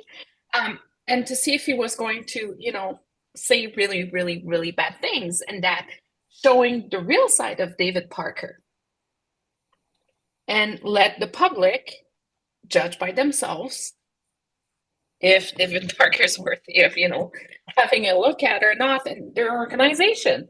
So what fascinated me is that as soon as the interview started, so the coldness and the coolness and the calmness of David Parker is kind of slightly terrifying, to be honest. And the ego of this man is just incredible. It's just, anyways. He started right off with pedophilia.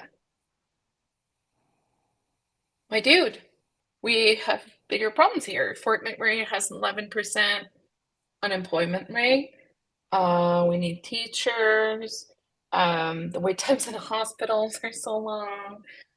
You're spewing hate everywhere you walk in the corner of the street, because I strongly believe that it's not that they're scared of the drag queens, they're scared of the sign books that are in the library. That's what I think they're scared about. But, and I really hope that was the intent of Jespo. But when I watched the interview, I was gobsmacked. I was angry. I was upset. I was disgusted. Sorry, Leonard's not being a smart man tonight. Leonard was disgusted too. That's okay. He was not happy. Walter was just putting his little paws in front because Walter's still with us. But no, it's interesting, the questions he has asked. And, at the end, he tried to give him a little bit more of a hard time. But I would have liked to see Jespo go a little deeper. A little, being a little harder on him. Don't be scared. Just get in there and just dig deep. And really try to get the guy to contradict himself, or try to get him to say something he doesn't want to say, that he doesn't want to show. But we all know that David Parker took the credit for the renewable moratorium. That was in the news. Carrie Tate reported it, if I'm not mistaken. And at the end of the day, you need to remember that the premier is in the chair, but there's a lot of actors behind the scenes. And I think I'm going to be getting angry emails from the premier's office tomorrow morning. We'll see if they still have my email address. But, anyways. So what's fascinating is that he let him talk a lot. He did not push back a lot, but he showed a lot of David Parker. But here's what's fascinating is that Jespo listened to Parker when he was saying that women should not be elevating their careers at the detriment of having kids. We're not baby factories, Parker. We're not. We're smart. We're intelligent. We're working hard. We have brains, and we don't have coercive husbands. We're going back. We're not going back to 1955. We're going back to colonial Quebec, and Abitibi, or very, very real ideas in 1919. When the priests were walking door to door and say, hey guys, you only had 5 babies full so far. Are you sure you're filling up your duties? Because Jesus is going to be angry at you if you don't. That's literally what was happening in Quebec. It was coercive control. But we are seeing that, he's saying that climate change is an ideology, it's a religion, needs to be taken out of school, and, sexuality. David, I really don't want to know what a super right-wing religious person has to say about sex ed. I really don't, because I think I kind of know what kind of education he's received. And pretty much it's like the bees and the flowers. How do you call it? The birds and the bees. The birds and the bees. Thank you, because I'm gonna have to explain that to Maddie soon, because she's gonna be 3 soon. But the gal that he had to speak with a straight face about all of those horrible things that he was, and also he needs to review his definitions of a little bit about fascism, communism. I think he could use a book in the library called a dictionary. It's about this thick usually. Merriam-Webster makes a good one. But you and I, Nate, talked about it a lot post leadership campaign. We need to organize. I've been extremely quiet during the leadership campaign during the last election campaign for multiple reasons. But I was doing stuff in the background, but we need to get organized. Usually door knocking for, a school board trustee starts about 2-3 months before the election. Needs to start now. It needs to start, I would say, in the next 6 months, minimum. Because those guys, what they have over us is the organization and the fear. They are instilling a fear of God into their members and saying, if we don't do this, we are not good people. Calling us anti-human is full of garbage. Calling us, deciding not to have children is not anti-human. You might have endometriosis, you might have had ovarian cancer, testicular cancer, went through chemotherapy. Doesn't make you anti-human. You just are not physically able to produce an embryo. I don't think that's that's Parker's beef, though. I mean, like he gives. I'm not going to drop any names because I don't think that's appropriate. But he gives certain people a very clear, and in that interview, he gave certain people a pass because they are not able to have kids. I think what his beef is if in his perception you've chosen not to have kids for whatever reason, then you're this anti-human thing. But I want to bring you back to the Jespo piece. I don't want to spend too much time on Parker's bullshit because it's bullshit. That's fine. But one of the questions, and somebody in the comments, which you're not allowed to read, somebody in the comments threw this up, and I think that they made the very good argument. I think a lot of people, and you even said it, you wanted Jespo to go after Parker. And I think the problem and the frustration that a lot of people experienced is that's not really Jespo's jam. It never has been. I mean, it's not. He's very good, and I think part of his strategy, his approach, is he has a very bombastic style. I could break into my Jespo impression right now, but you gave me grief last time. Please don't. I've been practicing my trash talk introduction just for this episode, but you can do it if you want. Okay, maybe later.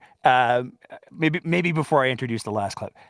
But his approach when he's dealing with polarizing figures is he'll have the conversation with them, and it seems like he views his role, and I'm not saying whether this is right or wrong, but it seems like he views his role as, I'm going to amplify this. I'm going to put this out into the ether so that more people are aware of it. I'm not going to take a position necessarily unless it gets really far out there. And he did take a position a couple of times there.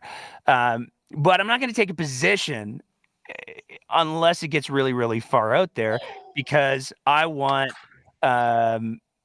people to take those positions themselves. I want people to do the heavy lifting so I can continue to get all of the guests and not get, I don't know, blackballed by the NDP or something, because I hear that happens. But I think that's sort of his strategy. Do you think I'm reading that wrong? Because I just don't know if it's hard to ask, somebody who has made their career both while in radio and after radio to be that street fighter when that's never been their jam. Like the only time that the Jespo ostensibly takes the gloves off that I've seen is during the I'm trying so hard not to do it right now, during the trash talk segments. When he's responding to an email or when he's responding to somebody who's not in the room and somebody who maybe doesn't have that much profile. But when you stick, like, how many times has he had Danielle Smith on and let her skate with unmitigated bullshit? Softballed over and over. So if I would have been Jespo, what I would have done is that I would have brought Charles Adler into that conversation.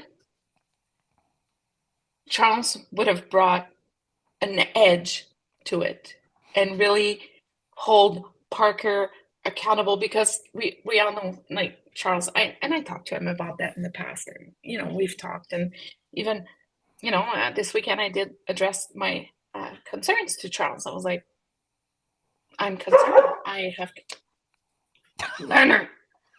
I have concerns. Leonard also has concerns. See, he agrees. He's always concerned.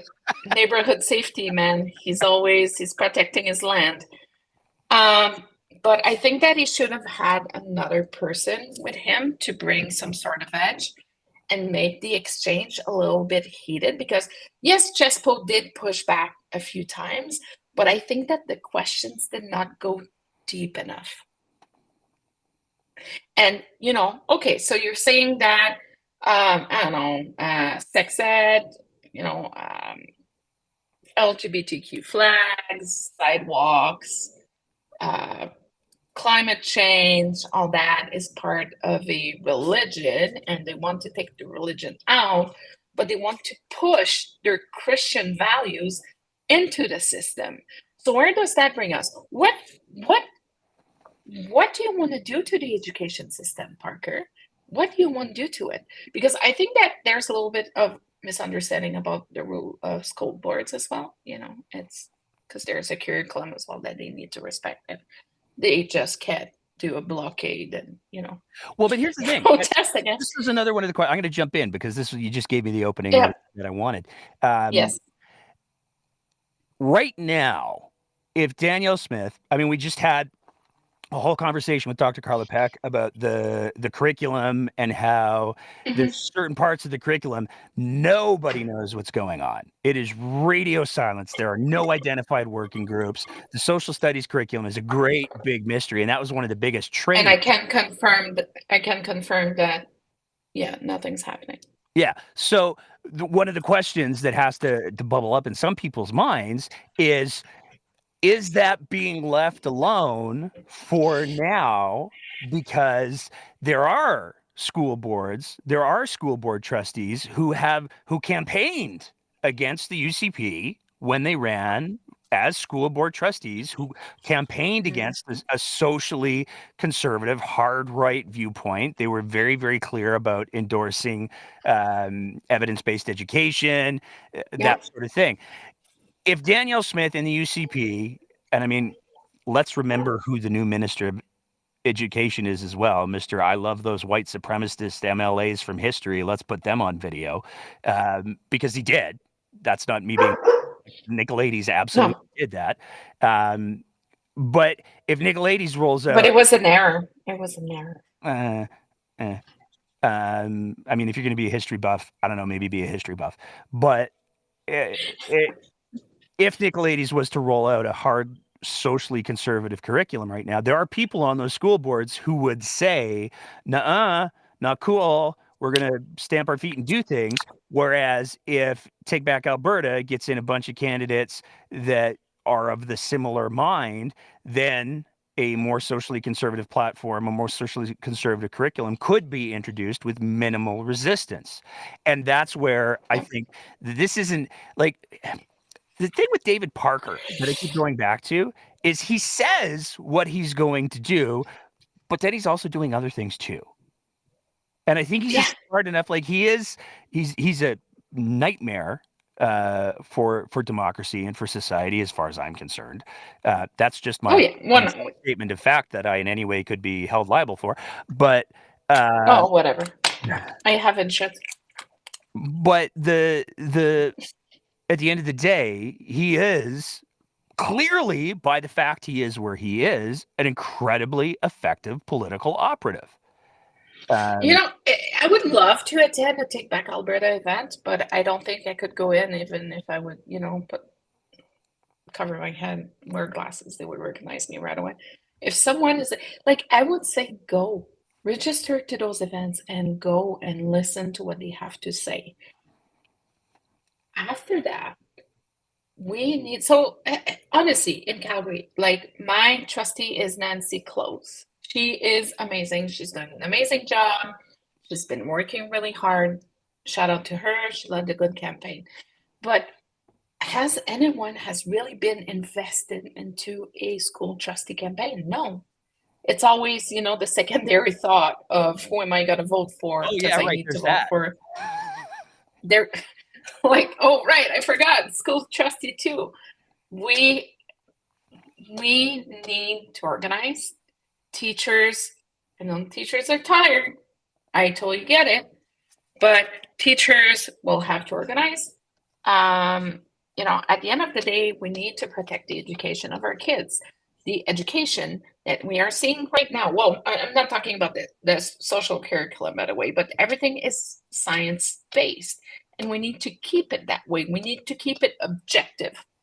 When you start bringing big feelings of Christianism and ideology and coercive control and telling the little girls, you know what, you need to be a good lady to your men later. So here we're going to have, like, when I was in high school, I had sewing classes and cooking classes. Like, that was fucking garbage.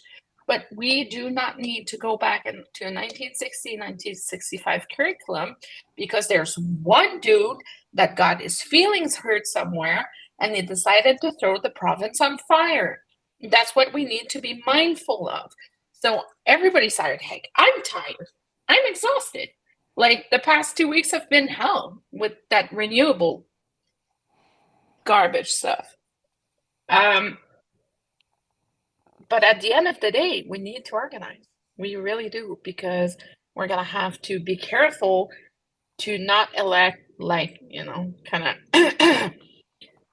what's that, the Chandler slate? Get people out of there. And we're going to have to make sure.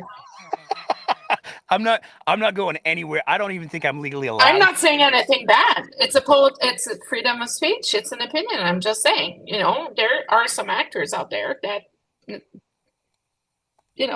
don't see progress like we see it. I'll keep it at that. Then, next thing, we're going to have to pay attention to school boards, to library boards. And then we also need to pay attention to the different boards that will be nominated within the city infrastructure. So let's say the Calgary Police Board, the bigger library board, the sports board, like everything, like leisure centers and everything. Like, I am worried that they are going to go for way deeper than what they pretend that they will be going. Oh, I'm sure they will. That's 100%. With Parker is that I think he understands enough about tactics is that you let people know where part of you is going to be, but so they can focus on that, but you need to, show up on the other side as well. So we're going to have to be like tiny little ants working really, really hard in the background, talking to your families, talk to your family, talk to your mother-in-law. My mother-in-law is fantastic. Talk to people, listen to people, and make them understand that, at the end of the day, there's Catholic school. They can send their kids to Catholic school if they want a religious upbringing. Do not touch the public school system and leave it alone. Because Sarah's gonna get angry. And by the way, I'm on parents' council. So if I see one of those, individuals showing up and trying to do things that are not kosher, well, they're gonna be finding me anyway. I want to highlight I want to highlight a point that came up in the chat here real quick because I think it's really Oh, important. because I'm not looking at the chat. You're not. No, that's what I'm doing here. No. Something to remember too, many rural areas don't get many people running for school trustee. If you show up, you are usually elected by acclamation. So find somebody to run. And another thing that's important to realize is like, even in a major municipality like Calgary, it's not a full-time job. Like school board trustees don't get paid a full-time job salaries. Most school board No, I think in Calgary it's around 48,000, maybe $50,000 a year in Calgary. I know that I've spoken to my school board trustee and my previous school board trustee, and it is not enough to pay the bills. Which is not to say don't do it. It is to say the requirements of the role aren't entirely consuming. I mean, you can do it off. They're not. You can kind of do it off the edge of your desk, especially in especially of small town. This is what I'm saying. Rural Alberta. You know, we are so. There is a term that we like to use in political sciences and social sciences that is called a anomie, A-N-O-M-I-E. I would look it up if I was every one of you tonight. It is a characterization of a wind of change for social disorder. We are at a very, very pivotal moment in our political lives, in the province that, you know, some actors are trying to take us to, that we cannot, you know, he's saying, well, you know, we've been complacent for long enough. Well, so have we. Yes. It's one thing to yell on internet. It's one thing to yell at the clouds. But what have we been saying, Nate, for 2 years? Get involved. It's all you can do. Everybody's tired. So anomie, A-N-O-M-I-E. Sorry, I looked at the chat. So I would, you know, consider, you know, having a look. But at the end of the day, God damn it, like we need to keep ideology. Like, I'm not for coercive control. I am not for being told that I need to slow down on my career to have more kids. I had my kid that was 37 and a half. And you know what? The factory's closed. I'm not having any more. I'm done because one is more than enough. But, you know, they want their freedom of speech. They want their freedom of action. They want all of that beautiful freedom. But as soon as you speak against them, your life is going to turn into a living hell because that's who they are. They want everybody to agree with them. They will agree with everybody that is like, you know, that veneers them. It's just like, yes, you're so right. You're so right. Let's do this. Let's get it right. But as soon as you are a woman, that you have an opinion, a quarter of a brain, and say, hey, this is wrong, they come after you. And that's what they like to do. They like to belittle people. It's like sex marxists. You know, people get involved. I do not know how much I need to say, get involved. Get involved, please. School council is fun. School board is a few hours a week in the best case. Sometimes it's full-time for a few weeks. Get involved because we are going to be deciding in the next few years which direction the province is going to take. And it's either we're trying to help ourselves and keep it as it was, as even if it was not perfect, or we will be dealing with coercive control from those guys. Because let's not forget that the UCP election, the board's coming up November. Oh boy, is it. And that's one that oh board. He went after the president because he felt that the price was prohibitive and it wasn't going to be able to get his members in there. So I'm waiting to see. Here's my thing. I'm waiting to see. I heard a few rumors about that. I wonder if, like, are we going to see David Parker president of the UCP?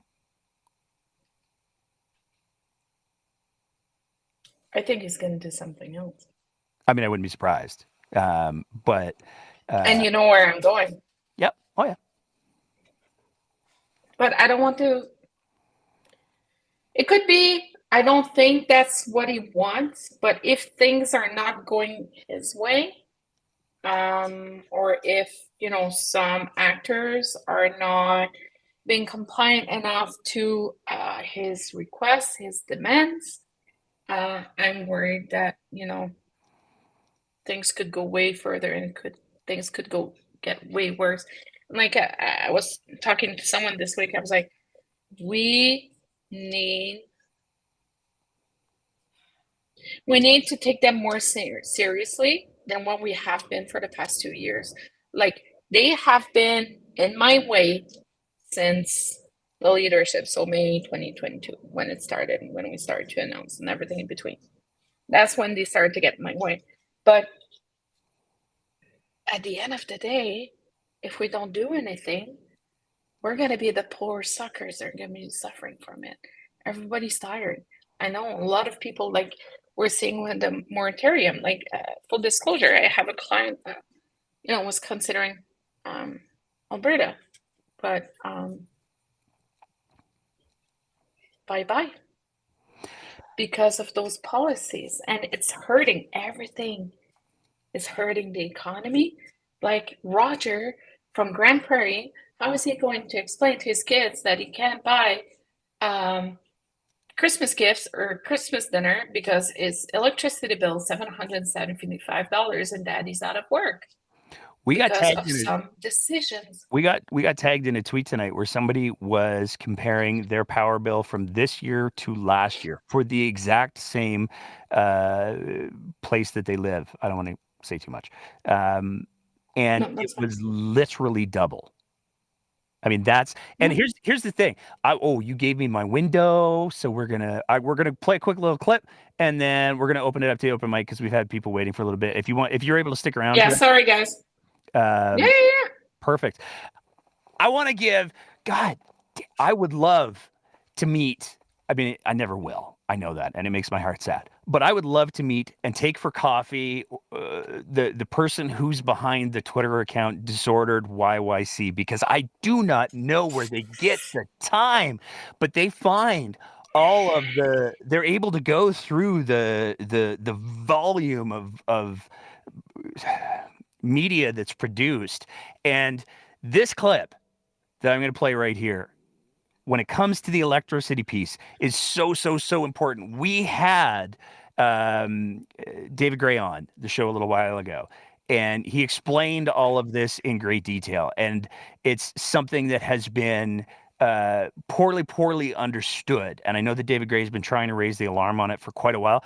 I could not believe when Disordered put this clip up of Danielle Smith acknowledging not only is the problem with electricity prices not because of inflation, it's not because of power generation, it's because there's certain corporations that are fixing the game, but also that it happened on the UCP's watch.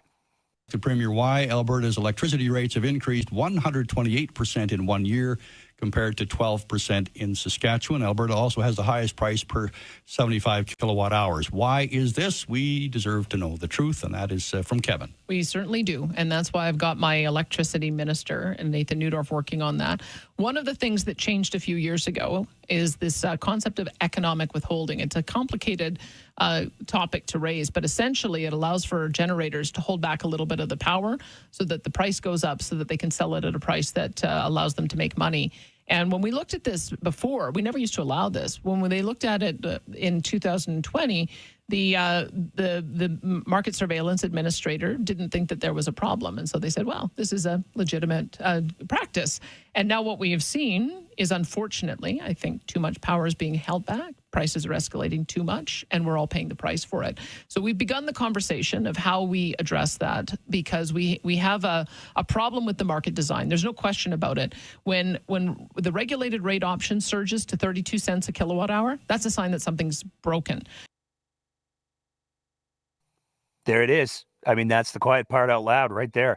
Danielle Smith making no bones about it. It was a policy change that was made by the UCP that opened the door for power companies to play games with supply and demand. That's what's driven the prices up, period, end of sentence.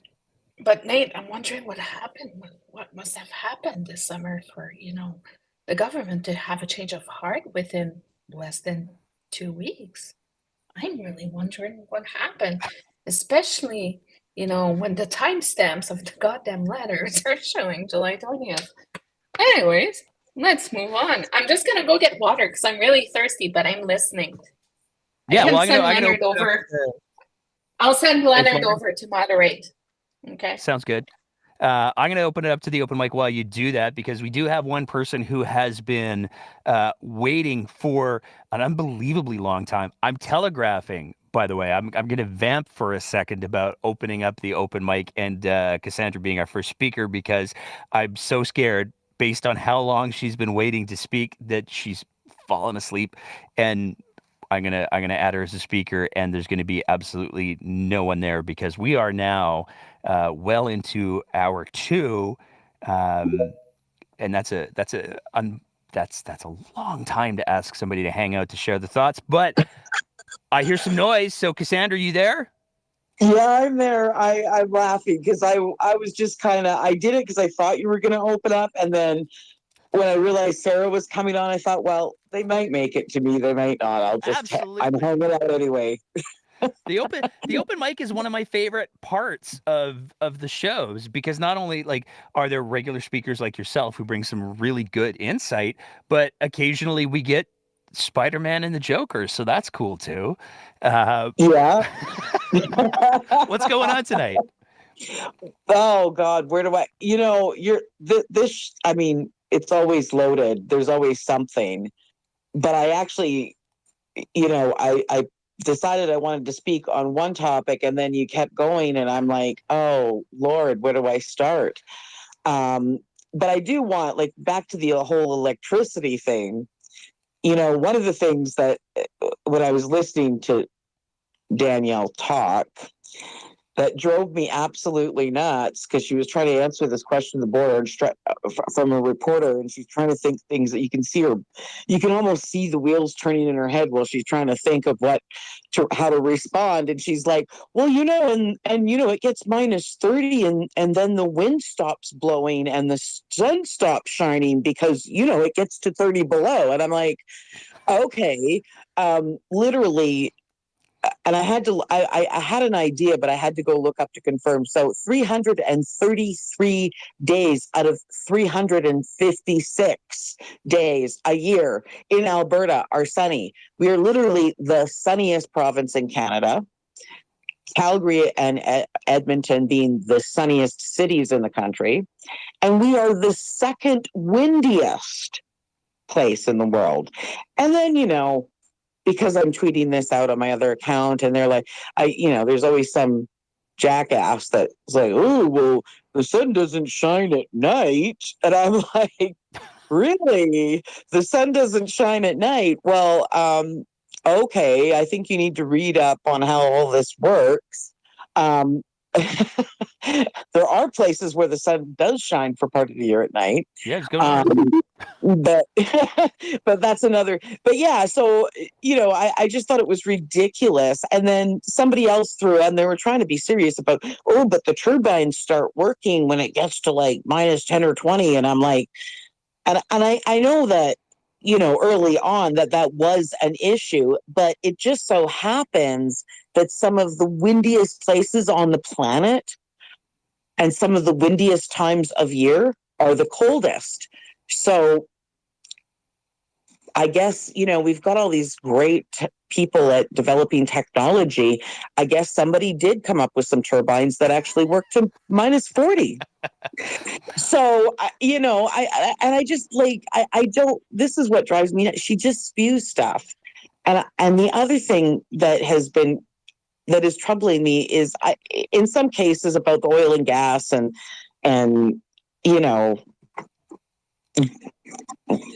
I go, okay, I can see where you might be gaining something from this, but in the case of this whole renewable energy, I fail to see how they're benefiting in any way from this. I understand, when they're trying to promote oil and gas and trying to fight against Ottawa and make Ottawa the enemy against our oil and gas, and how that might benefit them. I just cannot see any financial, political, or any other benefit to what they're doing on the energy, and how misinformed, like I just I can speculate on two. And I ran one of these by Sarah earlier today because it was bugging me. And I was just like, I don't know if you've heard anything, but I just got like a gut feeling. So the first one is, and I said this as soon as they announced the moratorium.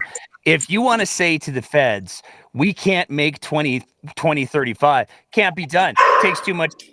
A really great way to accomplish that is by not doing anything renewable for 6 months and then bringing in a whole bunch of new policy framework that everybody's going to have to adapt to.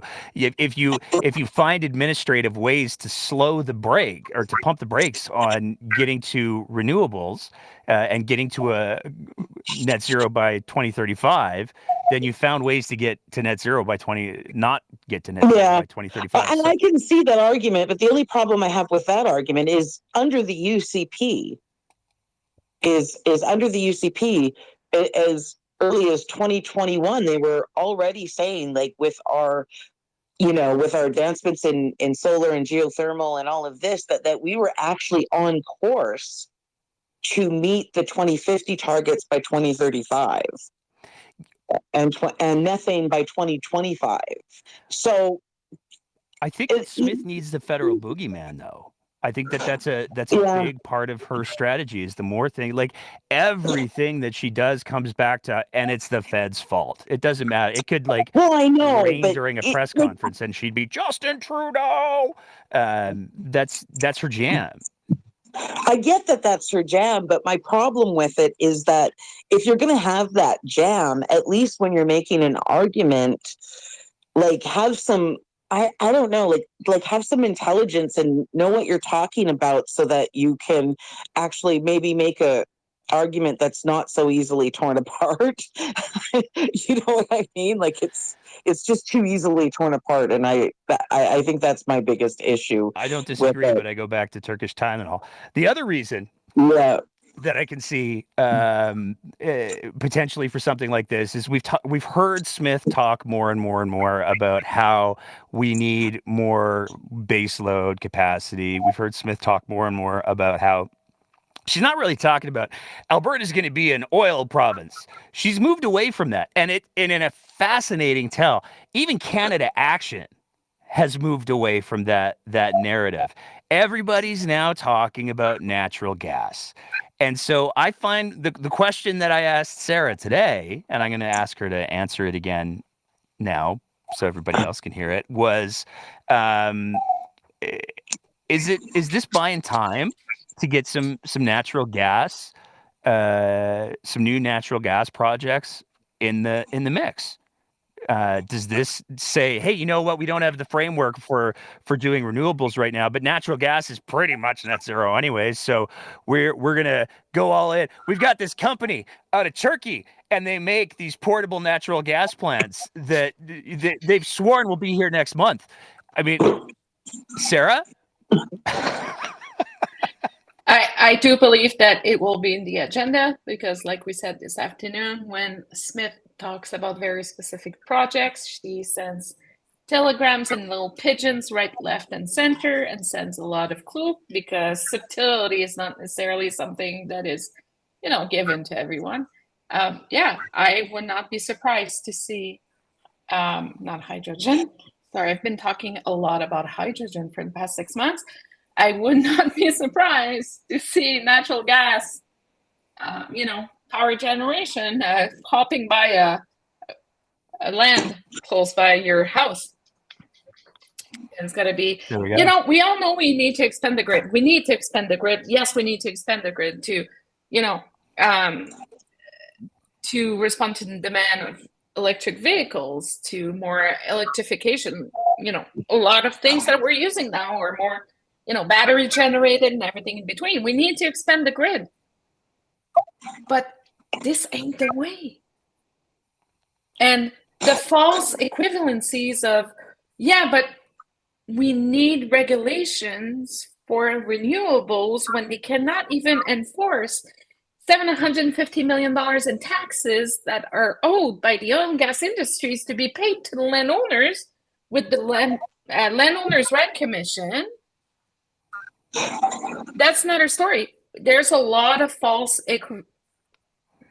There's a lot of bullshit. You, I mean, at the end of the day, I'm trying to be polite, but there's a lot of false equivalencies here that we're dealing with. That's not there are apples and oranges and cucumbers and then tomatoes. We can't even compare them. Like we can't. No, you're right. Danielle Smith's government. Danielle Smith's government. We're not talking about Jason Kenney's government. We're talking about Danielle Smith's government. We're talking about Danielle Smith's minister responded to the rural municipalities of Alberta and said, all of the framework that we need is already in place. And now she's claiming, oh, no, there's nothing. It's the Wild West. We've got there's these cowboys and they're rustling the solar panels. It's chaos. But you know what? If a farmer wants to subsidize some of their revenues during the winter on solar energy or wind energy on their own land, it's their land. Let them be. Let them make the decision. There's agricultural solar. There's solar panels that are designed to work in agricultural settings without interrupting the agriculture. So it's just bullshit. You know, my vagina, my problem. My agricultural land, their problem. Like they make their own decisions. Like why do we interfere? We are the province of personal responsibilities and freedom. Why can we not let farmers make their own decisions on how do we make their farm sustainable for the future? Good God. Thank you. Anything else you want to add, Cassandra? Sorry. Yes, I'm just like, I swear, I feel like everything that, like, Sarah, it's like she's in my head because I've been screaming the same things that she just went on a rant about. I'm just like, yes. I'm going to get so many angry emails. But I guess the other thing is, you know, I wish we need to talk more about housing. I know this hasn't come in, but I'm just going to say I was just at a town hall where I met, it was women and gender diverse people that have experienced homelessness or just housing precarity. And there was frontline service providers, including people from Calgary Housing and other nonprofits. And we were all there meeting with the federal and a lot of advocates. And we were meeting with the federal housing advocate. Good. And the stories I heard in that room, like I am going through my own housing precarity. I've been living in the same place for 7 years and now I have to move. And I've known for a few months and I've been trying to find a place and I'm now a month away and I'm terrified. And, you know, there's nothing. And they've invited all these people here.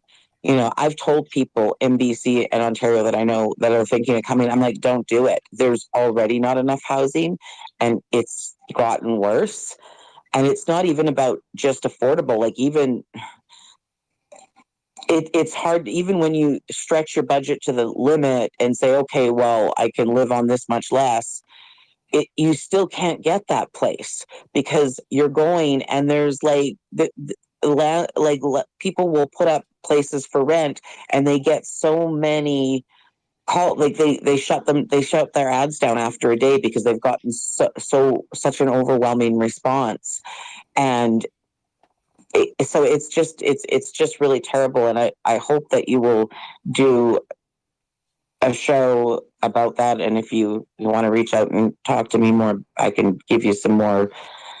You're the second person that's requested that literally today. And I can tell you that it is a big part of the conversation that I had with Guy Felicella. Obviously, it reaches much, much farther than people who are experiencing mental health or addictions issues. Exactly.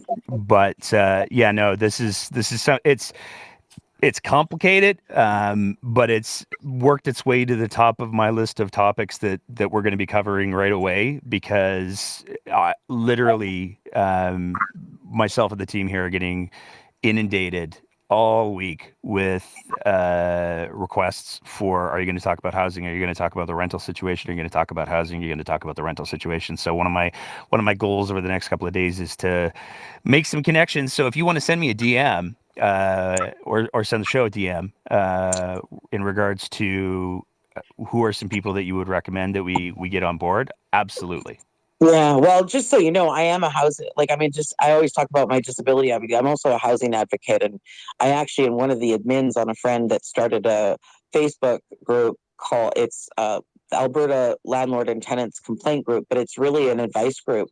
So landlords and tenants go on there and they ask advice about, they tell their stories about, I'm in this situation, what are my rights? And landlords and tenants actually help each other it as well, like give each other advice about if they've got a bad landlord or a landlord's got a bad tenant, then people come in and give them advice, point them to the RTDRS or other regulatory bodies that could help them.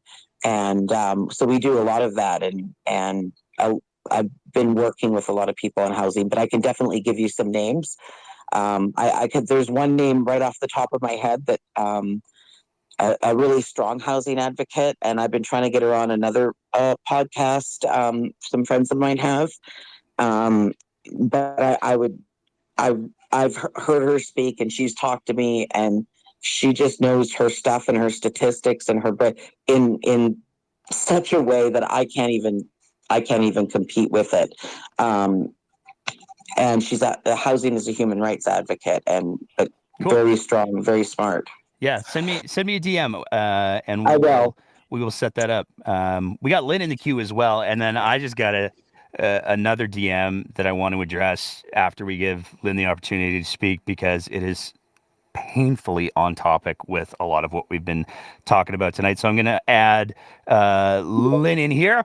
And then Sarah, I'm gonna play the ad rule tonight, because I'm gonna give you something to be angry about. Lynn, what's going on tonight?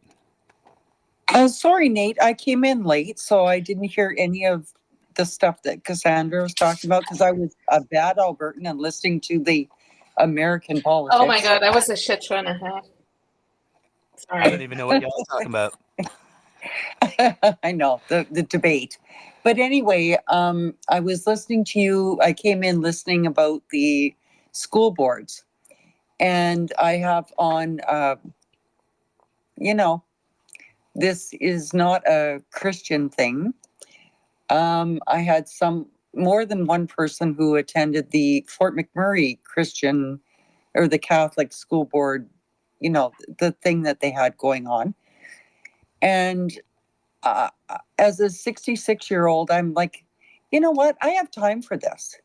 I think I might just run for this, because I have a weird last name. And I need to do something against David Parker. There you go. So if you guys don't think that this guy is serious on infiltrating our system, yeah, because at the Catholic school board, they didn't even, follow the rules. They had their Christian people. Again, I'm a Christian, but their group who didn't follow the rules, broke all of the rules, and cheered for the one person or maybe two who were, for the, I don't even know how to say this. The guy that was, Nate, you saw the poster and everything he had on there. And I'm just saying, all I'm going to say is we need to stand up and run. It's not a big deal. It's not a lot of time out of our day. And we need to stand up and against these people. And that's all I'm going to say. I couldn't agree with you more. Thank you so much, Lynn. We've been talking about Take Back Alberta. We've been talking about their refusal to give up on the things. We've been talking about how they're pursuing a repressive agenda in the name of freedoms. From the Breakdowns DMs not 5 minutes ago, This is a poster that appeared in Westlock. Neutrality and equality. We're collecting signatures to petition the town of Westlock to create a neutrality bylaw, ensuring crosswalks, flags on public property remain neutral. The petition, if successful, will force a townwide vote on the bylaw that will allow all citizens to have their say democratically, whether for or against the bylaw. We believe the government should stay neutral and not elevate any one special interest group over another. Make no mistake. Fuck This off. is White fragility. Well, here's the two things, and I'm gonna Sorry. throw these two facts out there. So, thing number one, this is very clearly about the Pride crosswalk that took place in Westlock. And who's the TBA organizer? I'm not saying it's related. It starts with a E. It starts in Anita. Well, it's Benita. Yeah. Benita Peterson. Well, that's from what I was Westlock. saying. It starts with a B, Yeah, ends with Anita. I have her phone number. No, I'm good. Seriously, I'm dealing with enough crazies this day. But you know what? Those same people, I bet you, they want neutrality everywhere except in the bathrooms. Mic drop. All right. Lynn, any other thoughts you wanted to add to the? I mean, I totally. Sorry if I. And I can't say this enough as somebody who has run into elections. I have happily come to terms with the fact that this is my niche. This is where I best do my civic duty. But I got nothing but respect. And I said this to Alberta Party leader Barry Morishita just like 2 weeks ago. I have nothing but respect for anybody who chooses to run in an election, regardless of what the outcome. It is, I mean, it's, we, as Sarah's been saying, as I've been saying, and as everybody else who's been saying, who's spoken tonight, we all need to get more involved. We all need to do more. And if you're somebody who has the bandwidth to run for something like that, nothing but respect for me. And you know what? It's Calgary Pride this weekend. Some political parties will be allowed to march into the Pride. Go wear a rainbow t-shirt and support the community. There's nothing more that's making them upset than seeing rational people by the numbers. If you can, go and march this weekend, please. Please, please. I agree with Sarah. As a Christian, again, a Christian, we need to stand up for the rights of everyone. Well, at the end of the day, you got to ask yourself, what would Jesus do? Exactly. You know? And I don't think they're asking that question enough. And not that I want to run for school board, but you know what? Yeah, I might just do it. I think you should. Oh, good night. Do it. Thank you so much, Lynn. Sarah, I'm going to give you the last. I mean, we're coming up to 2.5 hours here again. We're really good at extending everything. Right? It's like the old days. Any other thoughts you want to throw out there before I do the wrap up and run just that I've been waiting all night to run? Get involved, and my apologies to people if I've been like super quiet for the past few months. It's been my mental health had to come first, and then my family, because I've been away a lot and I was in London a lot because of work, so that was super cool. And hopefully I'll be back soon. There we go. I'm inviting myself. I noticed that. Wrap it up. All right. There we go. Okay, Sarah, thanks so much for coming in and weighing in. I hope that Mr. Jesperson doesn't send us angry emails. I just don't think that it's fair to hold to him, like to try to ask somebody to be something that they're not. And Ryan Jesperson has never been the guy to go knuckle to knuckle, blow to blow with a guest who's problematic. And I totally understand why. But that's one of the reasons why we don't bother with any kind of advertising with our show. And that's one of the reasons why we use puppets when guests refuse to come on the show, because it's way more fun. And we don't take ourselves anywhere near as seriously as many other broadcasts do. But we do rely on the support of our Patreon sponsors for being able to pay the bills and keep the lights on around here. So if you have, we spent a bunch of the show talking about how a lot of people are at the end of the rope. Totally get that. If you don't have the financial means, you don't have the financial means. There's no pressure here. Just like and share some things. Subscribe, as the kids say. Smash that subscribe button. But if you do have $5 a month kicking around, we would love nothing more than if you signed up to be one of our Patreon sponsors at www.patreon.com/thebreakdownab, where for just the price of a fancy cup of coffee or a muffin or a large cookie, a small blizzard, they're overpriced. You can help us to continue to produce the kind of content that we do here. We talked about before our little break, we were going to be looking into some merch. We're further down the road on that, and we're hopefully going to have some merch announcements in the next couple of weeks here. So stay tuned for that, because that's another way that you can support us and probably piss some people off. That's cool, though. But as promised, and I had to do some. There's some uploading and some deleting of some videos, because we have a limit of how many videos we can store into the server thing here. But as promised, I wanted to end the show with by playing one more little clip here, because it's my favorite clip ever, and then we'll do the little wrap up. BS detector evolved over time? I tend to be pretty trusting. I love that clip so much. It's the second nod.